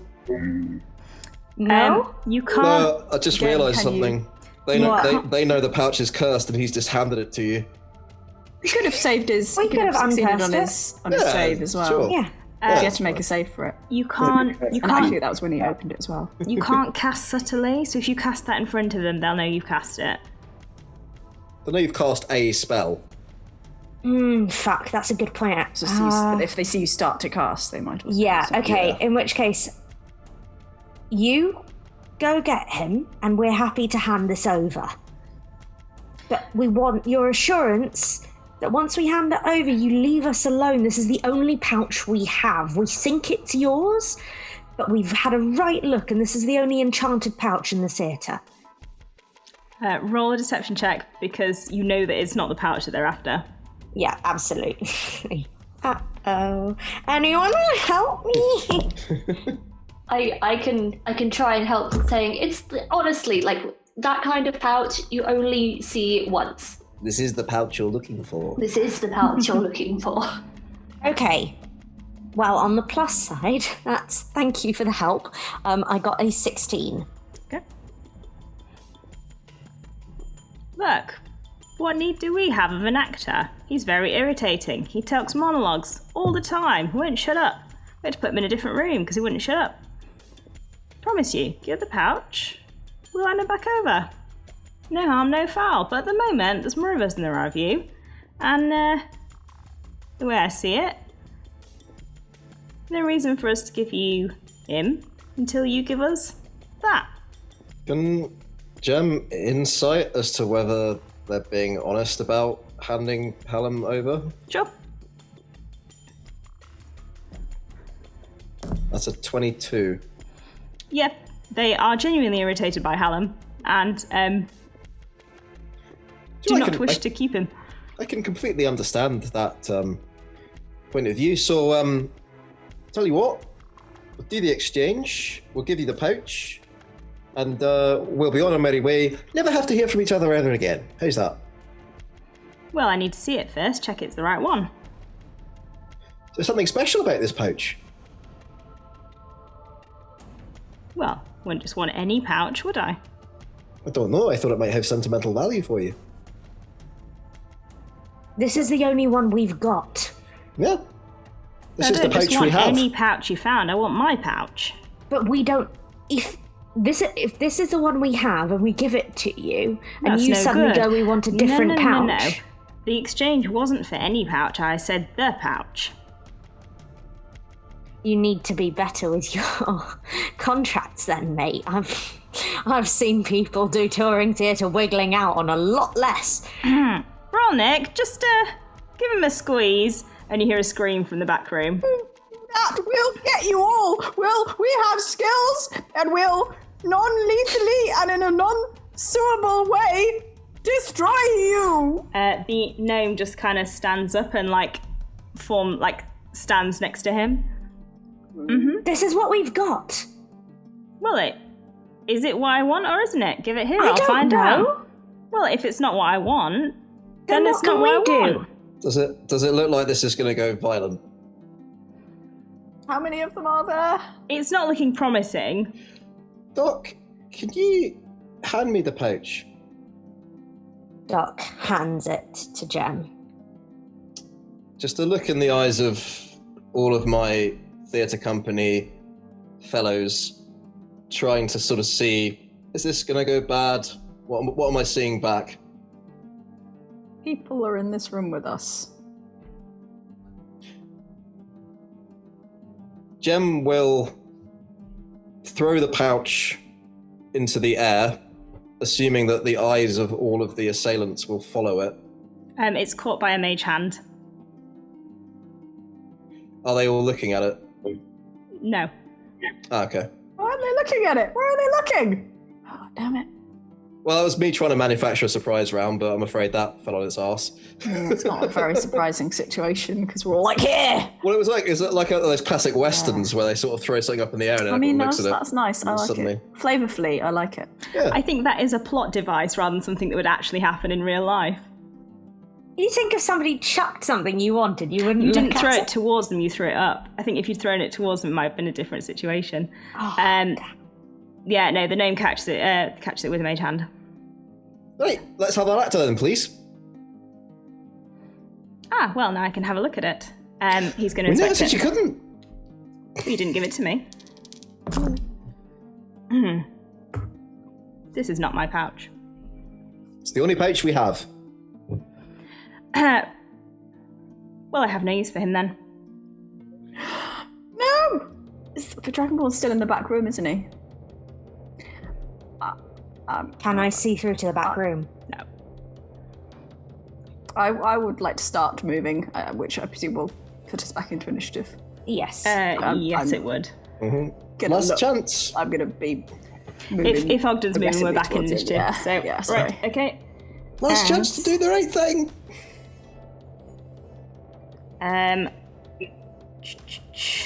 Could. Alright, hang on. One sec. I need to roll some things.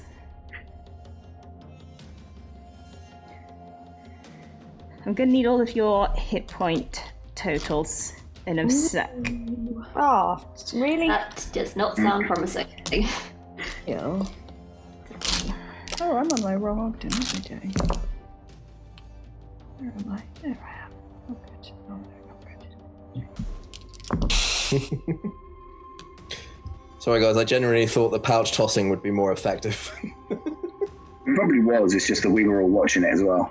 That's actually, that's probably true. Alright, what is everyone's hit points at the moment? 19. 11. At 13. We're so squishy. I Only level 2. I didn't heal myself. I need I post-its didn't for have a this. first aid kit. I never had a first aid kit. This spell is too complicated. I was this close to stage. Alright, the name's hand starts to sort of spring with coloured lights. And, right, who had the lowest hit points? I was on 11, Myrtle on 13. Doc? I was on 14. Alright, 11. Ogden, you are blinded. Oh no! Myrtle, you had... Sorry, how many hit points do you have? Oh, 13. 13. You're also blinded. Oh no, not again. Doc, you had 14. Yeah. Georgie, you have... 19. Doc, you're also blinded. Fuck. Oh my gosh! These are powerful. That was a spell. That's a lot. Alright. Someone else feel like that's a lot? Yeah. That was one person doing one spell. Yeah. Oh my I feel god, like these we're people are higher level than fucked. us. That's what I feel like. Colour spray in it. It is colour spray. I feel like these Not people convinced it's going to be a session for people. Or Georgie. New characters. Me, Yes. as in doing things, as in actions. Yes, please do something. Oh, good. So I see. Do I see? I mean, I know I see, but do I see Ogden, Myrtle, and Dark all suddenly look?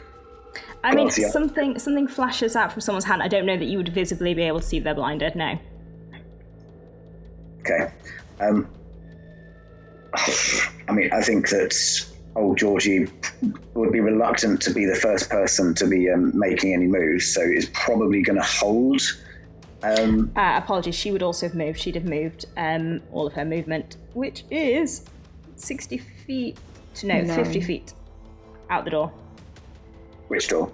The same door that the Black Dragon board has gone. Oh, that one. Oh no. Oh no.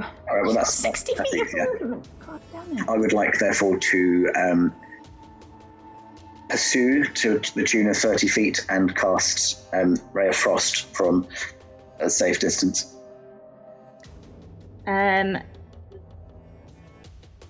Sure. Yes, you can probably see down the corridor. Cool.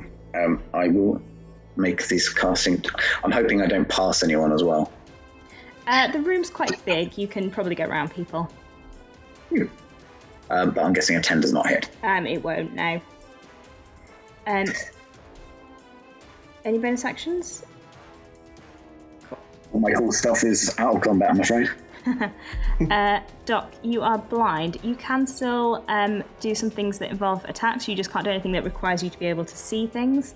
Yeah, so Eldritch Blast, I just double checked, doesn't require sight.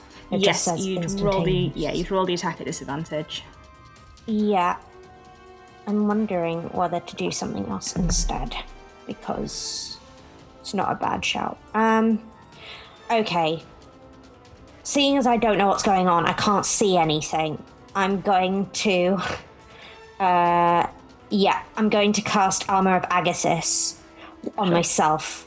And sort of can't see anything and shivers in fear and has the armor creep over the feathers. And anytime anybody tries to hit me, they take 5 cold damage. So then, yeah. From the edges of the room, a couple of the thieves who are sitting around are going to move to the door, the corridor door. They're going to take swings at you, Georgie, because you're standing there. One of those is terrible. That's a 12. The other one is a 15. 17, natural armor. Bounces off your shell. But they are now standing by the door, so they would get attacks of opportunity on anyone running through. Ogden, you are blind. I'm going to continue what I was doing before, which was sort of leaping at the person in front of me, which is the patchwork coat person, right? Was the person who we were talking to. And I will... I just sort of want to throw myself at them a bit in a sort of... I guess that would be a grapple mechanically. But I can't see, so I'm just sort of running forward, and if I find someone, I'm going to hug them very hard. Sure. Roll your athletics check with disadvantage.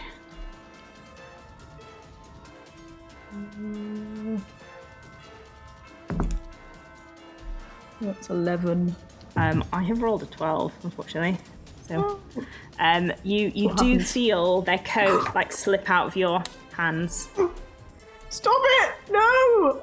I just want our actor! Do you want to take a bonus action? I'll swing. I'll try and wildly punch, I suppose, yes. Can I do that? Wait a sec. Is the bonus action if I've attacked, maybe? I don't know if that grapple takes an attack. Let's rule that it does count as an attack. Yeah. Okay. 12 to hit. 12 won't hit, I'm afraid.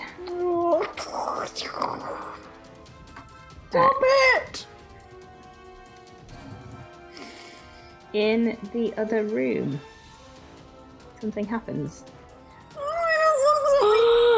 Oh no!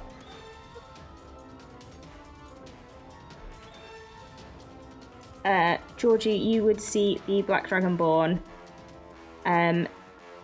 leave the room and... Can I dash? No. Move only a little way down the corridor. Jem. Gosh, it's all happening. There's one person in front of us, isn't there? Yes, that Ogden is currently kind of wildly swinging at. Yeah. I gotta take flavorfully advantage of the fact that Ogden is swinging at them to also try and grab them, safe in the knowledge that everyone else seems to be legging it, and our best bet seems to be to have somebody to question or intimidate or something. Like, let our actor go! And try and grapple. Sure. That is a 19. I've rolled a 7. Cool. So they are So you grappled. have hold of them. Yep. Yes, and I'm gonna hold everything else. Am I within 5 feet of everyone apart from Georgie? Yes. Cool, just because that might be relevant at some point. Because I forgot that I had chosen a combat specialty, but now I remembered. Sweet. Oh. Okay, so I'm blind. People are just kind of running around the room. There's some screaming going on. I'm not sure that Myrtle really knows what's going on. Can I hear anything from Hallam at all? There is some more like generic screaming. Okay. It's hard to tell with Hallam whether Hallam's actually distressed, in pain, or just, dramatic. Right. Okay. I would like to, flailing about with my knitting needles a little bit in surprise, I would like to say, wait, I know where it is! They don't know! It's hidden! You'll never get it out of me! Roll a persuasion check? Deception? Deception, yeah? Performance? Oh, they're chaotic and they like it. Ooh, okay. It's very nice. That is 22. Oh my god. Oh my god. Myrtle! Myrtle! Love it! I love it! Cool. The slight half-elf who's currently being grappled by Gem is going to try and get free of the grapple. Can you roll your athletics check? Yes. 21. I have rolled a 22. What the fuck? I know. Very high rolls. They sort of wriggle out of your arms. They're gonna just step around you though, and step to Myrtle, and they're gonna kind of they're grabbing you. They're not grappling you. They're just like grabbing your arm. Where is it then? I'll never tell you, but I hid it away from them. I wanted the money for myself, haha!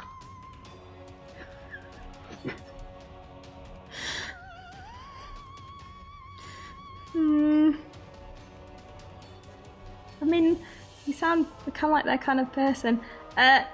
Brolgrick, we need this one! They're gonna disengage and fuck off, and they're gonna expect Brolgrick to come back and get you. That's so fair. Well, that was the gnome, right? No, that was that's the person- half-elf. Half-elf. Yeah. The with half the patchwork coat. Is the patchwork one? Yeah. Yes. And the gnome left. Yeah. Okay. They are now by the door. How are Right. they just standing there blocking the exit? That's as far as they can go. Yeah, but they're like on their way out, right? They're like they're not going to. Is that the door that we came in to do, or the door that Georgie's No, at? further away. The one that George is Yeah. at. Oh, it's that one. Oh god, sorry, I'm getting Right. so confused. Yeah. So there's everyone clustered around the door where Georgie is. Yeah. Okay, that's good to know. Oh, the door, Georgie! Yeah, pretty much. Go into your shell! Gnome. You can all see again. No, it's at the end of her turn. One sec. Yeah, it's at the end of her turn. I think is going to cast Ray of Frost at Georgie because you're the one she can see. I have rolled a 22. Yeah, no, yeah. I have too many dice in my tray. You take 2 points of damage because I rolled bad. I know you good. And she is gonna hide. Move a bit and then hide. Mhm. Cool. Yep. Georgie. There are lots of people clustered around this doorway with you now. A couple of bandits. I'm using the bandit stat block. They are like scruffily dressed people. The half-elf in a patchwork coat.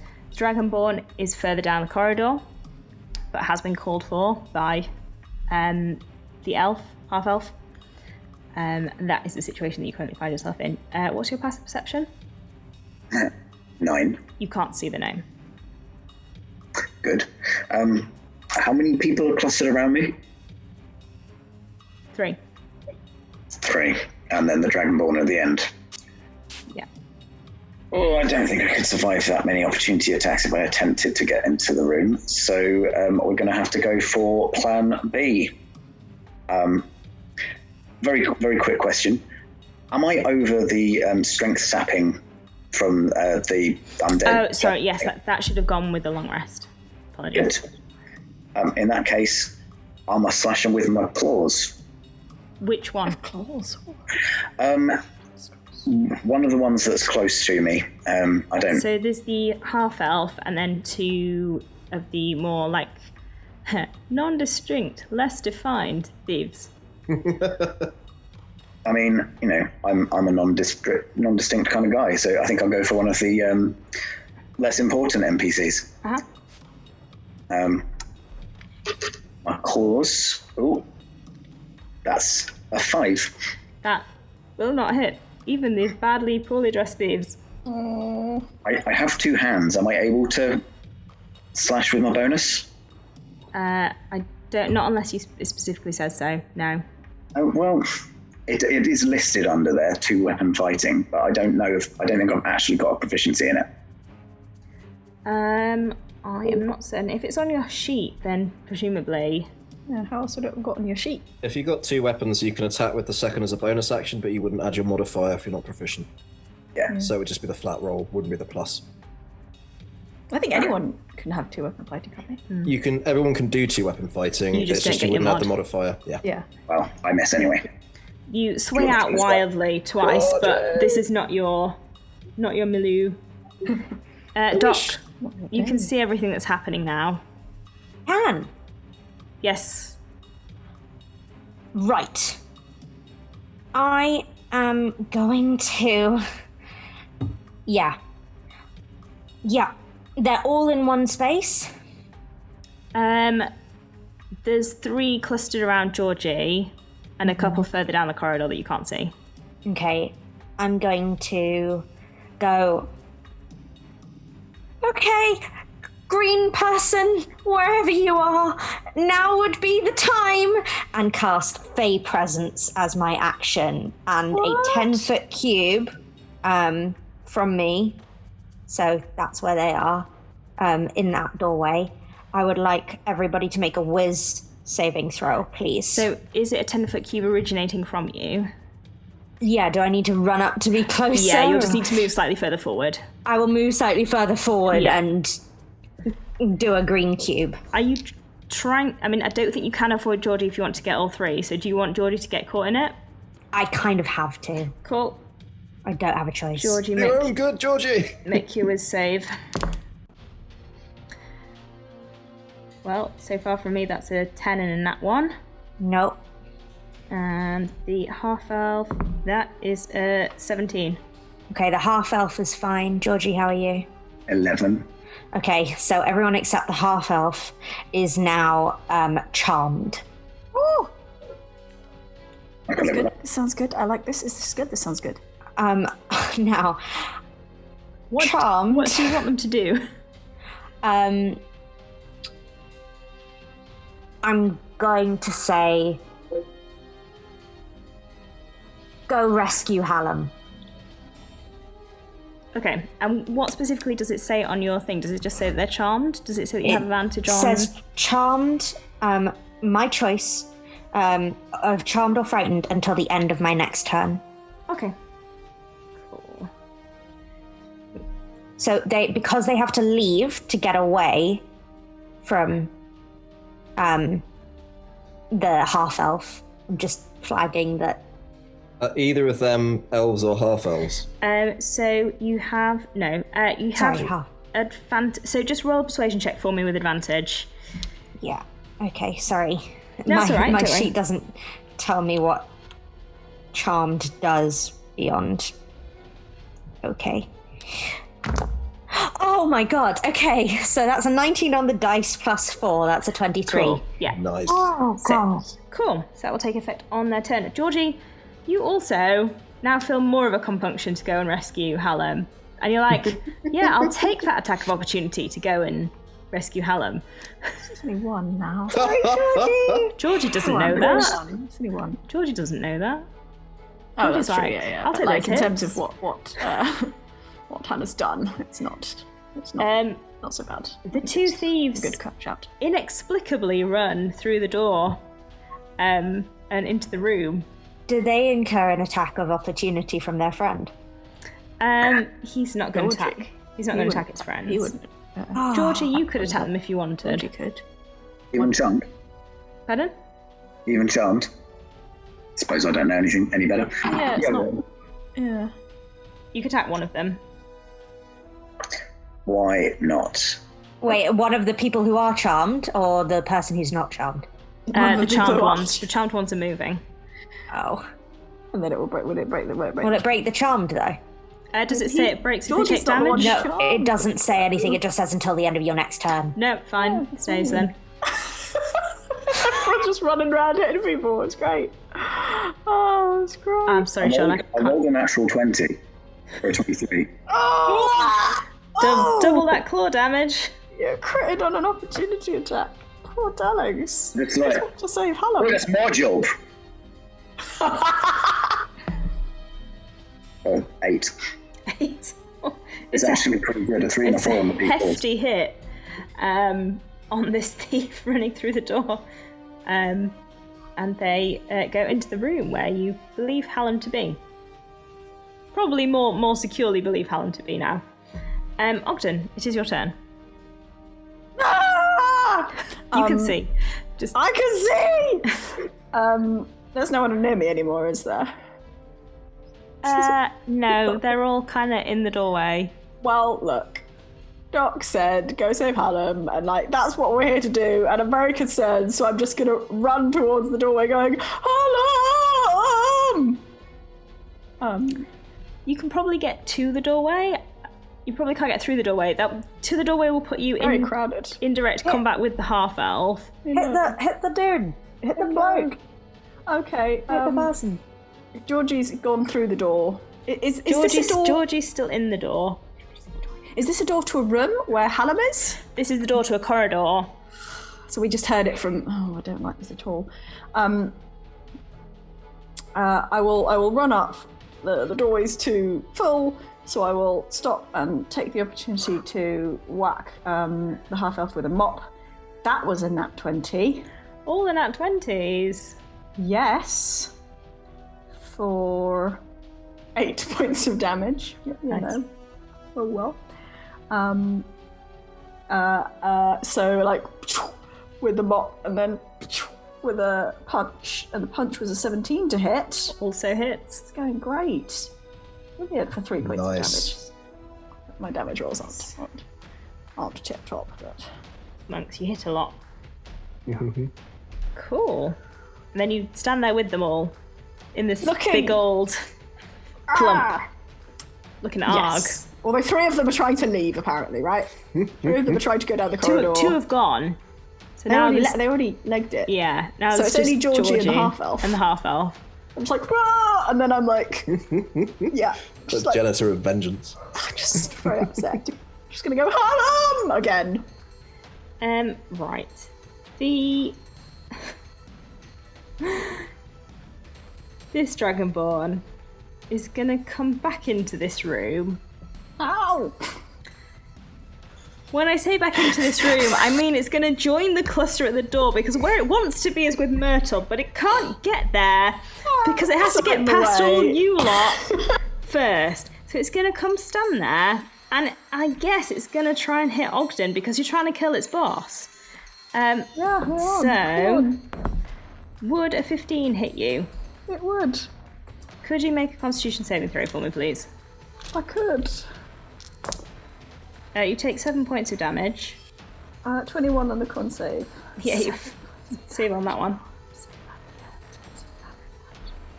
And not good. the Dragonborn has joined the clump. Cluster. Oh my gosh. Jem, please tell me you're going to go join the cluster. Wait, what did the Dragonborn actually do, by the way?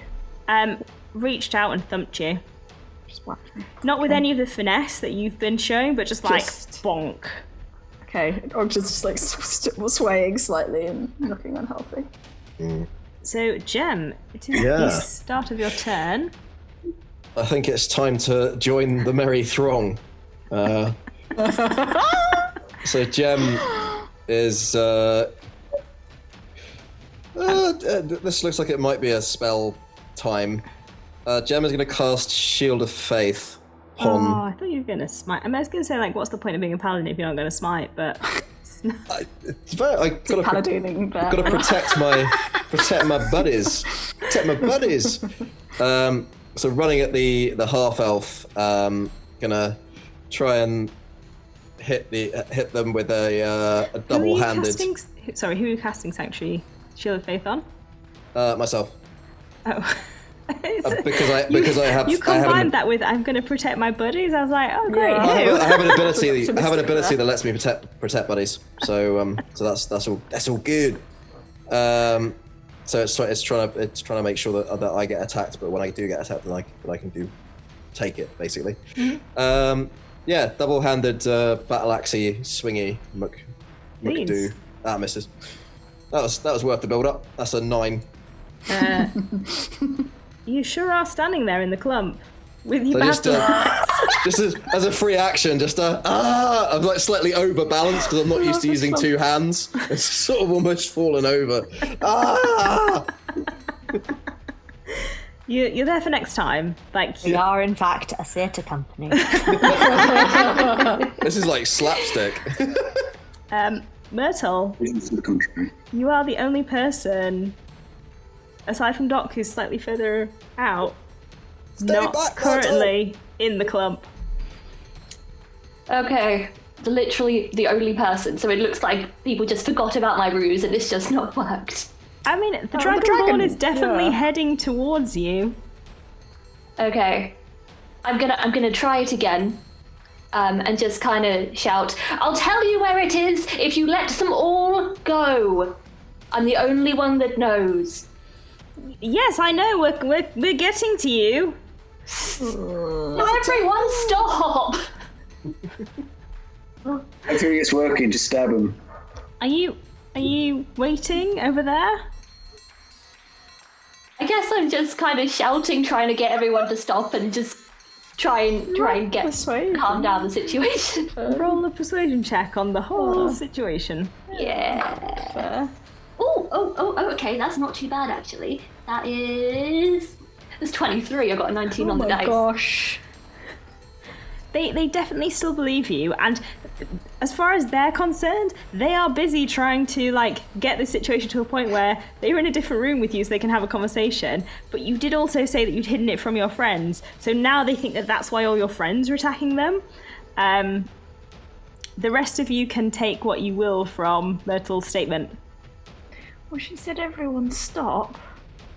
Myrtle was very They're convincing. not stopping. Yeah. Starting to think maybe Myrtle does have the pouch. Oh, I'm so confused. But then she wants us to stop, but then she also wants them to stop. But okay, right, fine. Right. Who is there? Who has hurt them? All of you. All of us. All of you. Right, I will roll for it. About their feelings more than anything. That is Ogden, so the scimitar attack you, Ogden. This is the half-elf. Well, one of those is a 12, which won't, but one of them is a natural 20. Ogden, no. You take 8 points of damage. I'm going to use fighting style interception to reduce that by 4. So you take 2. It was 8, so Wait, you'd no. take, Oh, sorry, you'd take 4. 4. Can I? Okay. Oh, no. I'm going to use Stone's Endurance to try and reduce it further. Yeah. Although that might have undermined the need for you to have done that already. Sorry. If I was a D12, where would I be? I can't. It'll be enough. It'll. Just glad to use an ability that I forgot for the entire carrying crawler Yeah, I fight. almost forgot this. Right, this is irrelevant because. Wait, is it irrelevant? No, it's not irrelevant. Right, so you reduced it to 4, and I reduced it to 0. So. You take no damage. Yeah. Yeah, So cool. I'm just like. You almost turned to stone. And then they're going to disengage and run off down the corridor. Half off, okay. They go 30 feet. Rogues. You remind me if everyone's passive? Anyone over 13? Passive what? Perception. No. 10.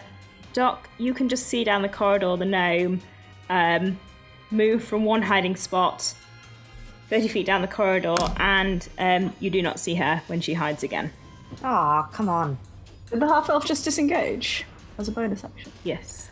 Rogues. I rolled a natural 20 on the gnome's stealth, so yeah, no, you can't see her. No one has emerged from the room where you think Hallam is yet. Georgie, you have been commanded.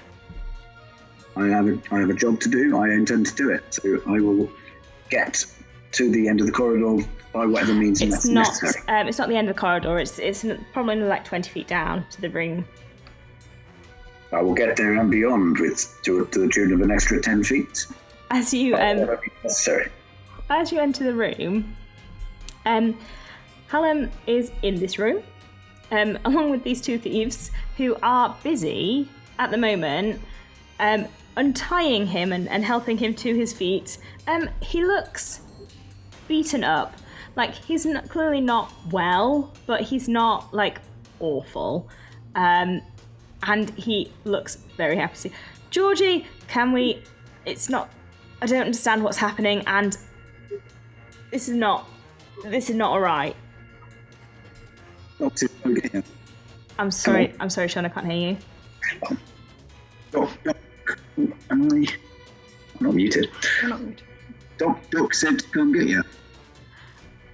Yeah, can we go now?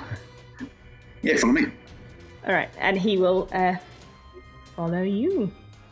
Any actions you want to take? You don't know when the thieves in here are gonna resume their...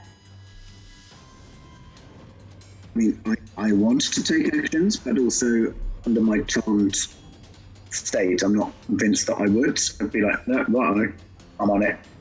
So yeah, I'm gonna just get into the corridor. So you and Hallam are both now in the corridor. I tell you what, I will hold a claw attack just in case anyone tries to prevent me from doing what I'm trying to do. Sure. But that's it. You all see Georgie emerge into the corridor with Hallam, who looks, as described, pretty rough. Gemma's just in awe of Georgie's apparent bravery. Georgie! Doc. Yeah. Uh-oh.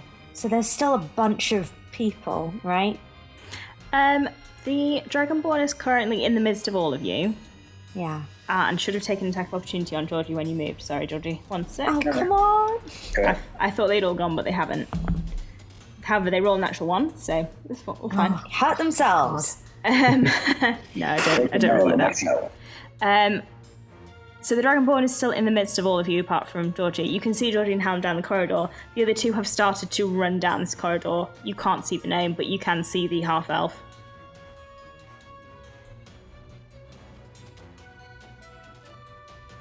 Who is the person who's blinded us? Do I remember? That was the name. And I can see the name. You can't see the name. I can't see the name. Okay. I don't have a huge amount of choice. I'm just gonna Eldritch Blast the person who is in the room with me. But you could do the half-elf if you wanted. They're down the corridor. The half-elf who's down the corridor doesn't have anyone near them, do they? That I can see. They're further on than Hallam and Georgie, but they're on the same corridor. Okay. I'll hit the half-elf then. Okay. Nat 20. Nat 20. So the third one, this fight? Yep, that's very nice. Okay, so do I roll my d10 twice? Roll it twice. So that's 6 plus 2 plus 2. So that's 10. Nice. So that's 10 points of... Are you aiming to knock out? Yes, I am. He falls to the floor unconscious. And then I'm going to say, come at me then! To which Myrtle just says, no!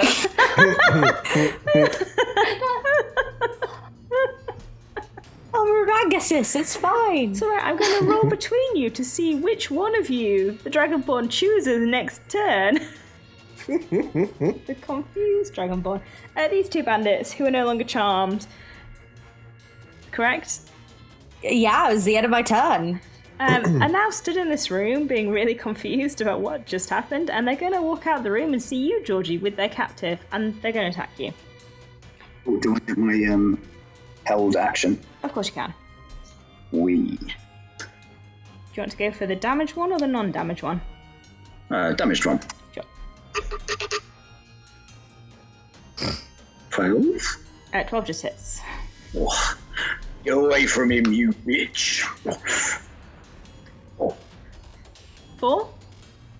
Yes. Are you trying to knock out?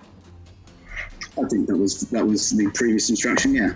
You knock out another one. The other one is going to see that you knocked out his friend. Is going to come at you with scimitar, and that is a 21 to hit. Oh, that'll hit. Oh. And that is 5 points of damage. Mm. They are now standing with you and Hallam. Well, this one person. Ogden, you are in group with Dragonborn. There is someone up there trying to attack Hallam and Georgie. The half-elf's lying on the floor unconscious. The gnome is gone, as far as you can tell. Okay. I'm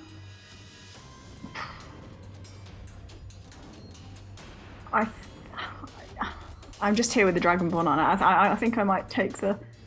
Oh no, but then... Oh, I don't know what to do. I want to say that. I'm going to take the disengage action. Sure. And I'm going to like carefully back away from the Dragonborn. And I'm going to run down the corridor. Are you alright, Hallam? No! Has he got any trousers? Has he got different trousers? He's got different, significantly worse trousers. Like, the ones that Myrtle gave him were really nice, and these are, like, really shitty. Like, they've been patched loads of times. It's a step too far. Trouser thieves. Yeah, I'm just gonna... I can't do anything, but can I reach them at least? Yeah. I'm gonna symbolically pretend that I'm trying to protect Hallam, even though mechanically I cannot. Sure. The Dragonborn is going to choose between Myrtle and Doc, because you both seem to want to be hit, and he's confused. The dice has spoken and they say Myrtle. Oh, sake! Myrtle. He's going to try and pick you up. Because... Oh no. He thinks that's what he's supposed to be doing. So could you roll an athletics or acrobatics, please? I can do acrobatics. Oh, and that's a nat 20, so a 25. I've got a 23. As he tries to pick you up, you take 3 points of poison damage from just residual poison on his skin. Oh no. But you do wriggle away. And he's like, I thought you wanted to come with me. Not if you're gonna poison me. And not if everyone's getting hurt. I can't help it. It just happens when I'm asleep. It just comes out. Wear some gloves, man. Of my mouth. Well, have a bib. Not a bad idea, actually. I can knit you one when this is over. It's going to stand there in front of you. Looking, again, a bit befuddled. Although he's considering the bib idea. Jem. Jem is going to try and knock the Dragonborn over, so that our allies, friends, champions will be able to hopefully wail on him when he's on the ground, and also gets the poison out of everybody's way, hopefully. Roll an athletics check. I hope this goes better than the door! That's a dirty 20. Yeah, I rolled a 16. You do take 2 points of poison damage. Cool, I will take 1 because I have a resistance. Mm-hmm. The resistance is here. It's just a... yeah, that's probably my turn going Sure.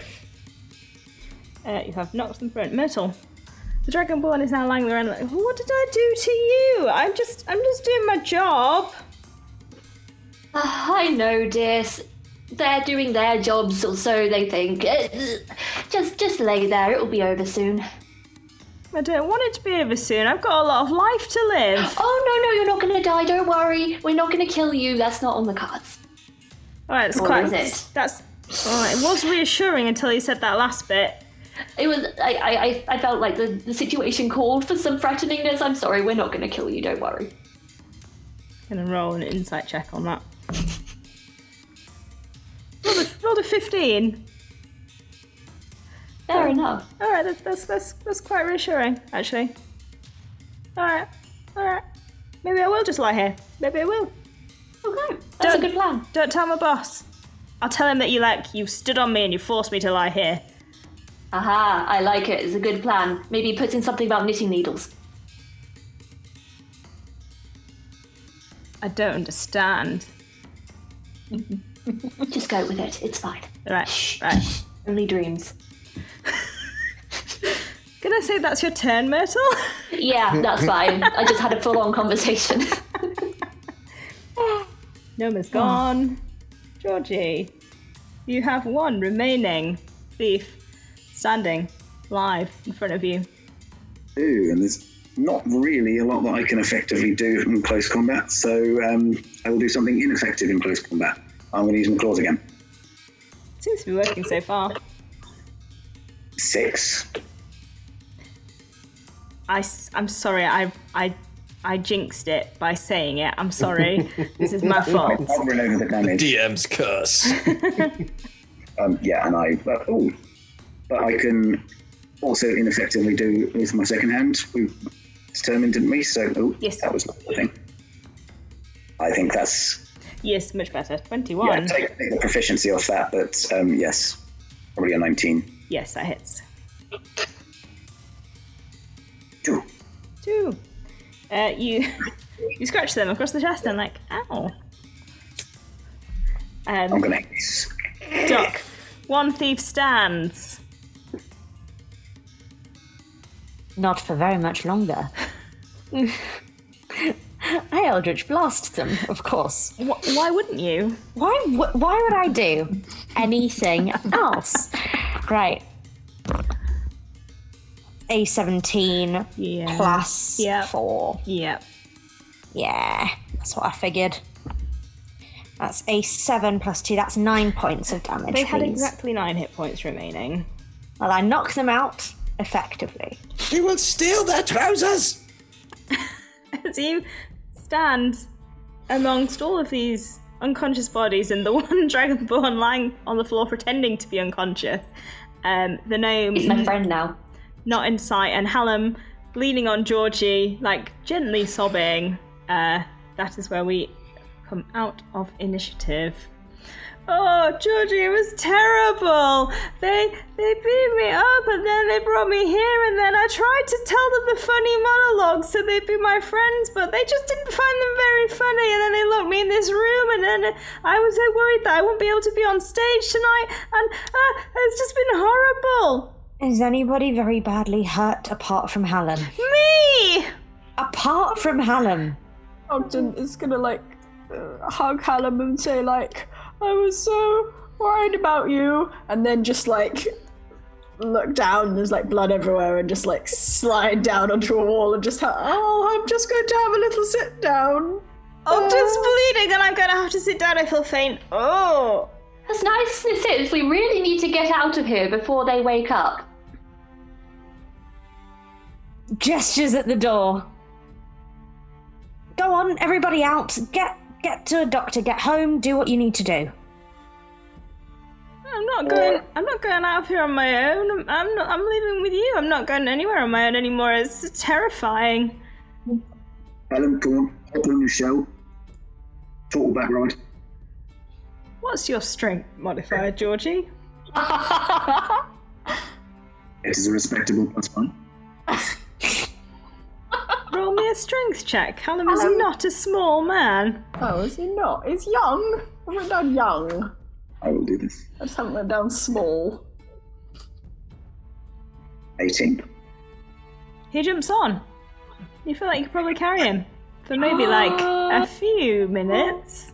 Not only is he brave, but he's also strong. Okay, everybody, Largely. out. We have a show tonight. We've got to patch up an actor. Let's go. No one ever fired for that one. Just passing the Dragonborn. Nice. As we go past, I just hang back a little and just say thanks for being a dear to the Dragonborn on the floor. As I go. Anytime, if you ever want anything stolen, you know where to come. Oh, I may take you up on that. I'll be in touch. Yeah, as everybody leaves, I'm going to try and address this prone individual and just go, we don't have any other bags. You want to tell the people, your boss, whoever, when they wake up, that we don't have anything else. I'm sorry we couldn't be more helpful, but don't bother us again, please. Roll an intimidation check. Yeah. This tiny pigeon just trying to be intimidating. Well, it's an 18 on the dice. So just trying to see if there's a minus modifier. You're a warlock, so it'll definitely be plus. Yeah, that's a dirty 20. It's alright, I'll tell the boss. I mean, I told him that the green cloaky man was way more trouble than he was worth. I mean, who goes around telling people that there are big pouches with money in it anyway? Like, it's just not worth it. Green cloaky man? Yeah, he just walked out of the wall one day and said there's a pouch with money in it and you have to go get it. And I told the boss, like, it's not worth it. And then, like, he got really insistent and... but I'm going to tell him, not doing it anymore. I hear you. Thank you very much. Hope we meet again in a less dangerous way. Right on. Do I hear this green cloaky man thing? No one else saw it. I put a fist bump down. It's I don't think anyone else saw that. Take 1 point of poison damage. Oh no! That's alright. Could you describe the green cloaky man? I don't know, he was wearing a green cloak. Sort of. Right. Okay, well, thank you. And if you do get fired, we're always looking for jobs around the theatre. Maybe you could do security or something. Just come by, bring your CV. We'll give you an interview. Well, come by anyway. I'll give you that bib we talked about. Alright. Good. Got you. Okay. Right. Bye. Let's go. Ogden is limping along using the mop as a crutch. He was quite nice for a criminal. Yes. I'm so glad everyone's okay. Just wasn't very safe. He was asleep and there was sort of drool coming out and it was sort of like dissolving things when it landed on them. It was just not very scary. You know, like, Okay, no bigotry needed here. Sometimes people drool poison. we do plays about these things and it seems cool in the plays, but in real life it's terrifying. That's a good point, Hallam. That's a very good point. Well, look at it this way. If you ever have to play a prisoner, think of all the life experience you can draw on. You've gone method.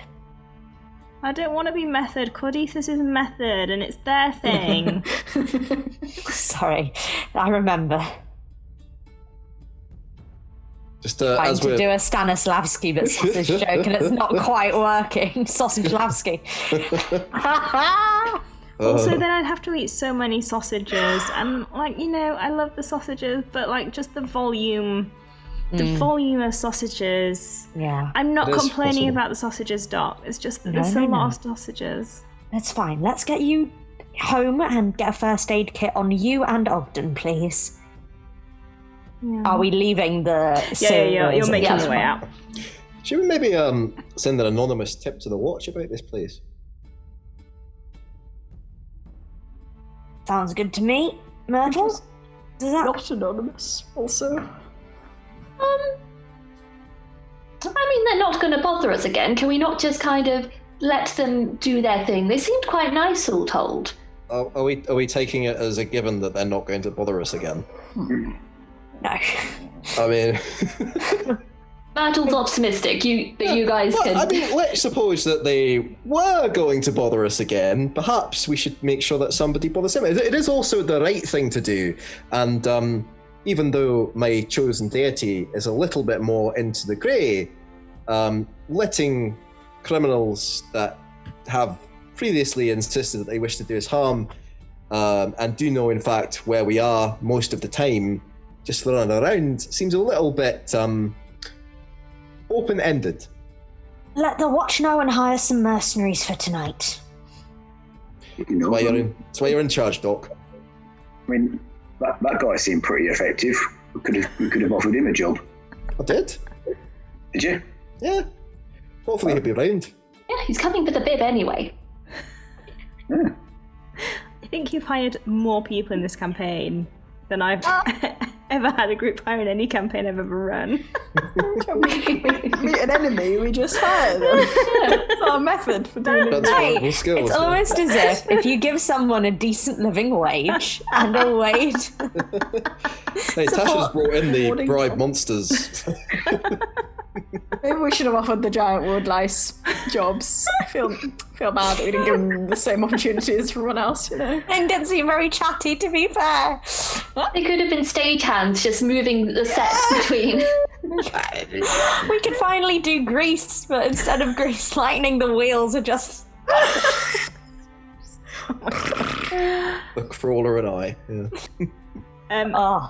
As you're all heading back to the theatre to get set up for the second night, where you have many important people visiting, and to kind of patch up your friends and make sure that everything is settled and figure out what's going on with the green cloak and what the deal is there, that is where we'll wrap up for this session. Don't give me that look, Chamonix. Thank you everyone for joining us this evening for this session of Windfall and Waterdeep. We've had a lot of fun, I hope you have too. If you enjoyed tonight, we're playing I say every Tuesday, we're playing for the next Tuesday. We start at 7pm GMT, which is 11am PT. And we're also hosting another show, which is on Mondays. That starts at 6pm GMT, which is 10am PT. And that is Seekers of El Terrell, Buried, which is DM'd by George, which is also having its last session next week. So they're finishing off their 12-week run. It's going to be very exciting. All of our shows are streamed at twitch.tv/rolltogether and often hosted at twitch.tv/DND. You can find all of our content archived at youtube.com/rolltogetherrpg. Lost all my words this evening. We also have podcasts available, so if you go to your favourite podcast provider and search Roll Together RPG, you'll probably find us. If not, try a different one. A massive thank you again to our D20 Club on Patreon. We often put little previews of what's coming up and what our next shows are going to be. Obviously, we have new shows coming up soon, so they'll be released first to our Patreons, as in like what is happening, not the actual shows. So if you're interested in that, please do join us. There'll be a link in chat at the moment. And once again, big thank you to our sponsors, Hero Forge, Ultra Pro and Elderwood Academy, and our supporters D&D Beyond, Isle Champions of Forgotten Realms and Level Up Dice. And once again, you can join us on social media, we're everywhere as Roll Together RPG. So thank you so much to all of our players this evening. We've had a whale of a time, and we will see you next week. Bless you, V.